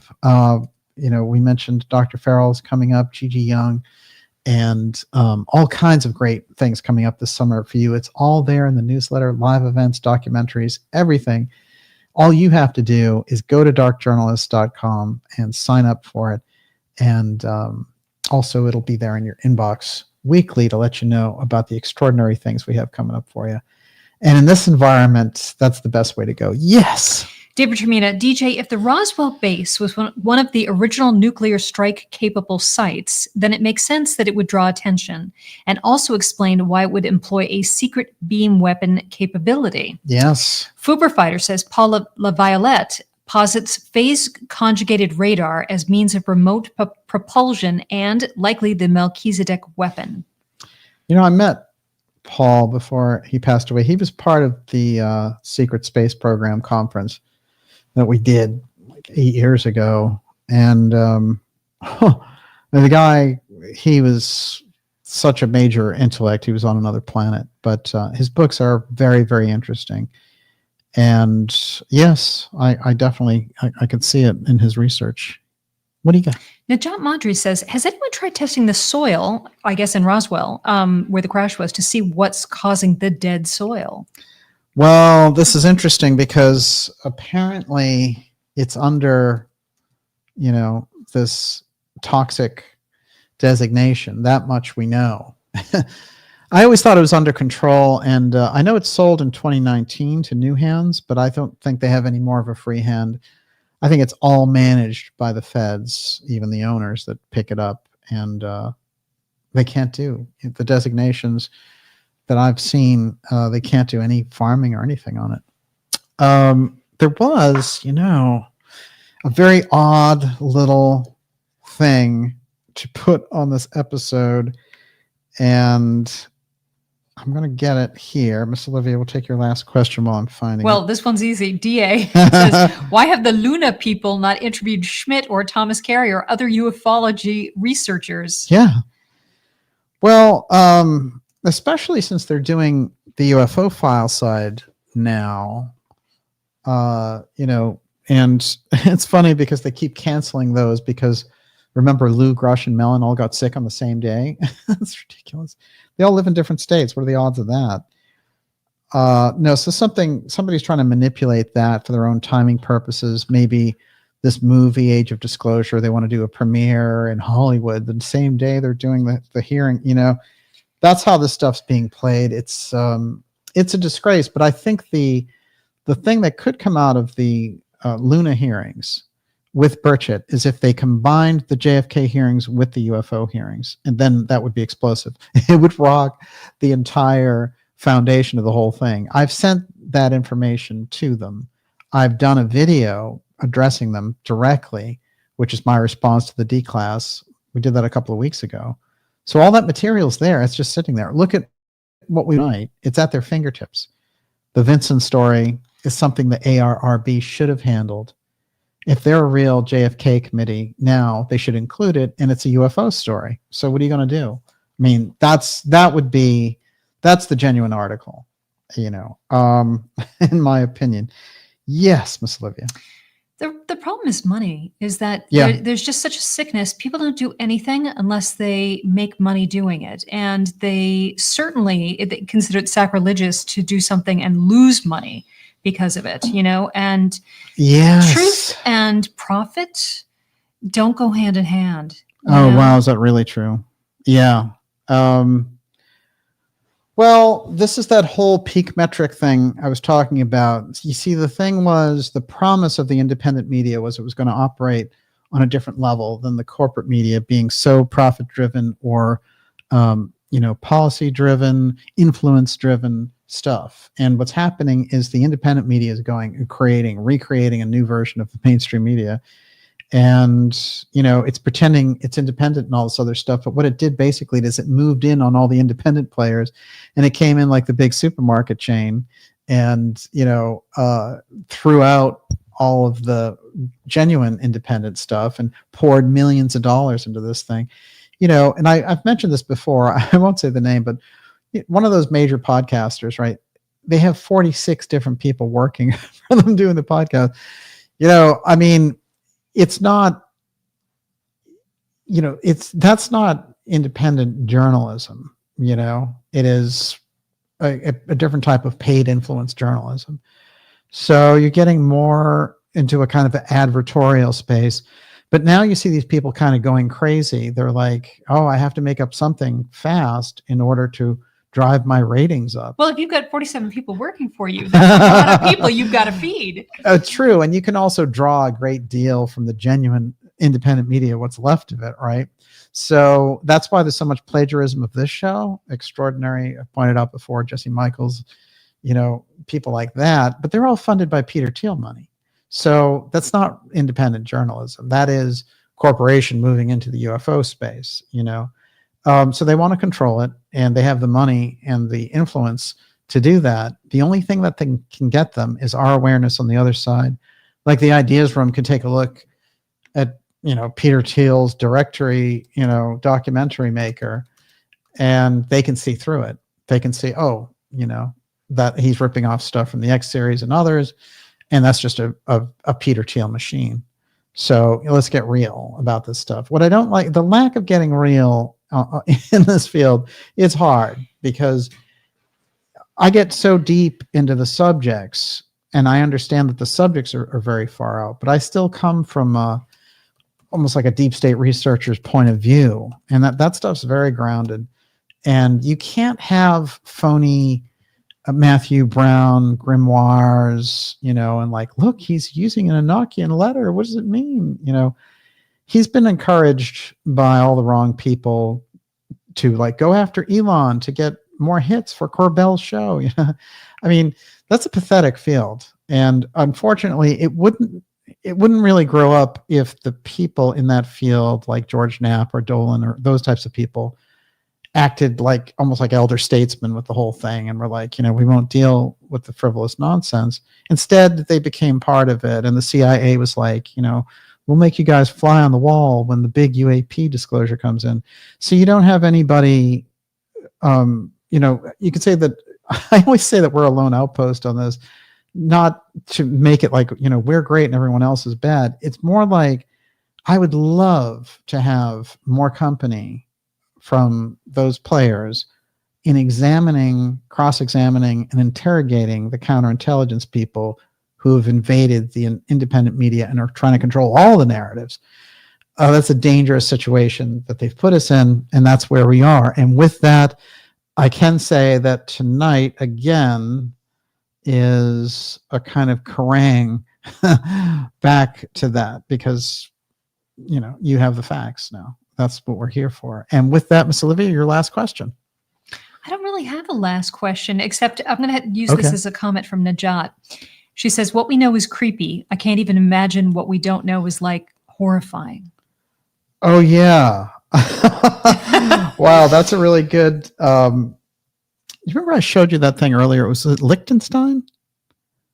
It was the prince.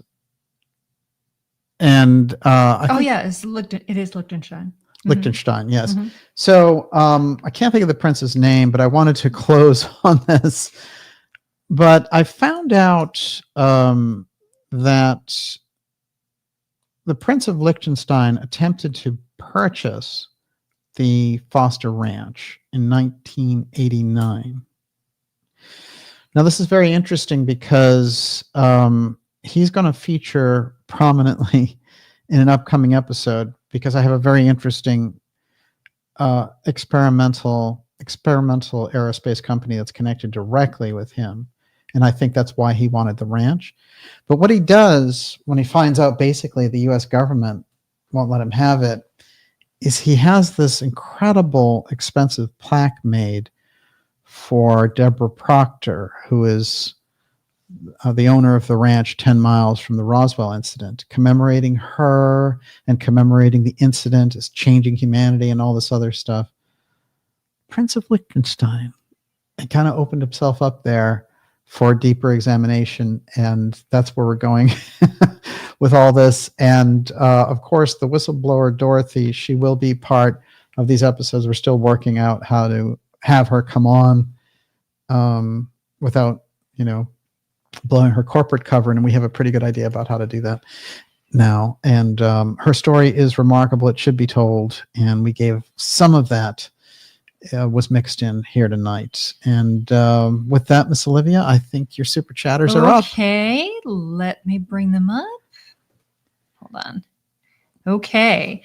Would like to thank a cult fan, Brian Whitaker, Tally Ho, Jean Michael, Lee DBST, Alex Leggett, Atlantis Rising, Rhonda Richardson, CB, Terry Doherty, Creme de Month, Kelly Ross, Free Wheezy, Happy Hermit 3D, Jenny Runko, Sick of the BS, Jennifer Swigart, Jim Lint, Julie Sunshine 333, Auntie Social, Steve Vaughn, Jessica Rodriguez, Paul Adams, Jay Parsons, Wolfgang McCarthy, Jay for Jesus, Descat Brock, Just in Case 008, Xander, Cactus 64, Pete DeSalvo, Wow. Mike Brosnahan, B. Brax, Sights and Sounds, John Matthews, and Conrad. Thank you so much for your generous super chats. Fantastic. Really appreciate it. And, to all our subscribers and supporters, thank you. We couldn't do the work we do without you. I'll do a couple of shout outs here. I saw Kurt Metzger out there, Yes. the great Kurt. And He was getting ready to go live. He was going to do a set. Oh, unbelievable. Set, and he was tuning in beforehand. The guy is fantastic. We've had some very interesting conversations, and he let me tell you, this is somebody thinking outside the box, but it's great to have him out there, and also hilarious with the comedy, just off the charts. So we'll be talking to him soon. And we had all kinds of fantastic people out there in the ideas room tonight. Let's see. Corey Anderson. It's great to see you out there, sir. Thank you very much. Alchemy by Angela. How are you? Jessica Rodriguez. Have a wonderful evening, DJ and Miss Olivia Wingsgirl. Yes, and bravo, Miss Olivia Wingsgirl.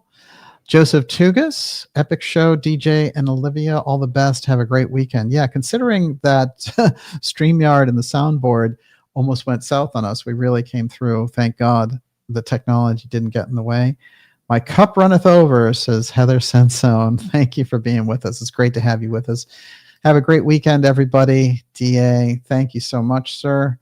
Antisocial, Golden Alley Cat, everybody's up there. I know Kate's out there. It's great to see you. Jonathan McIntosh. Let's see. Kat Goida. Hey, Kat. Everyone have a great weekend. It's great to see you. Who else is up there? Get with Dark Journalists if you want the true facts. See? George Ivankovich gets it. David Tormina, great questions out there. Man can change his stars. Bingo. Bingo, bingo. Darcy Edmonds. Look at the national citizens' average income levels. Good point. Excellent point. Who else have we got out here? Fern folks. Ooh. Don't follow the narrative. That's why it's earth-shattering. Oh, yep. Don't follow the narrative. It's why the earth is shaking, even if it's due. Shaking because of BS. That's great. Love you guys, DJ and Olivia. Darcy Edmonds, Tim Houston. Tim, sir, it's great to see you out there. Johnny Ricardo. Arcturus DJ, indeed. Jonathan McIntosh. Arcturus has to show up in the middle of all this. Oh, hey, DJ, this boon in sight is highly significant, no doubt. Yes, this is the opening. This is a key that wasn't there. This is a door that wasn't there. Now that door is opening, and there's going to be a next plateau with it. Like big time. Oh, let's see. Who else have we got? Just fascinating. Thanks. Ray Story. Lois, good night all. Thank you, Lois. Everybody, just great out there tonight. And thank you all. Night all. Old as dirt. Wow. Great show tonight. Corey Anderson. Thank you, everyone. Just a great to be with you. And we will be back with you next week. Before you wrap up, yes, I have a feeling a lot of people will have intel for you to share. Yes. Oh, yeah. Why don't you tell them where they can reach you? admin@darkjournalist.com. I always check those myself. And that's really the best way to go. But yeah, fantastic. And anyone who wants to share any of that information or anything else, please do. And, I check them all and read them all. I can't respond to everyone, but I do my very best. And certainly if you have something, I certainly will. And with that, we'll end the broadcast. It says end broadcast, but never really ends. Never really ends. Thank you, Miss Olivia, and thank you, everyone in the Ideas Room tonight. We'll be back with you next week. God bless everybody. And never let it be forgot, once there was a Camelot.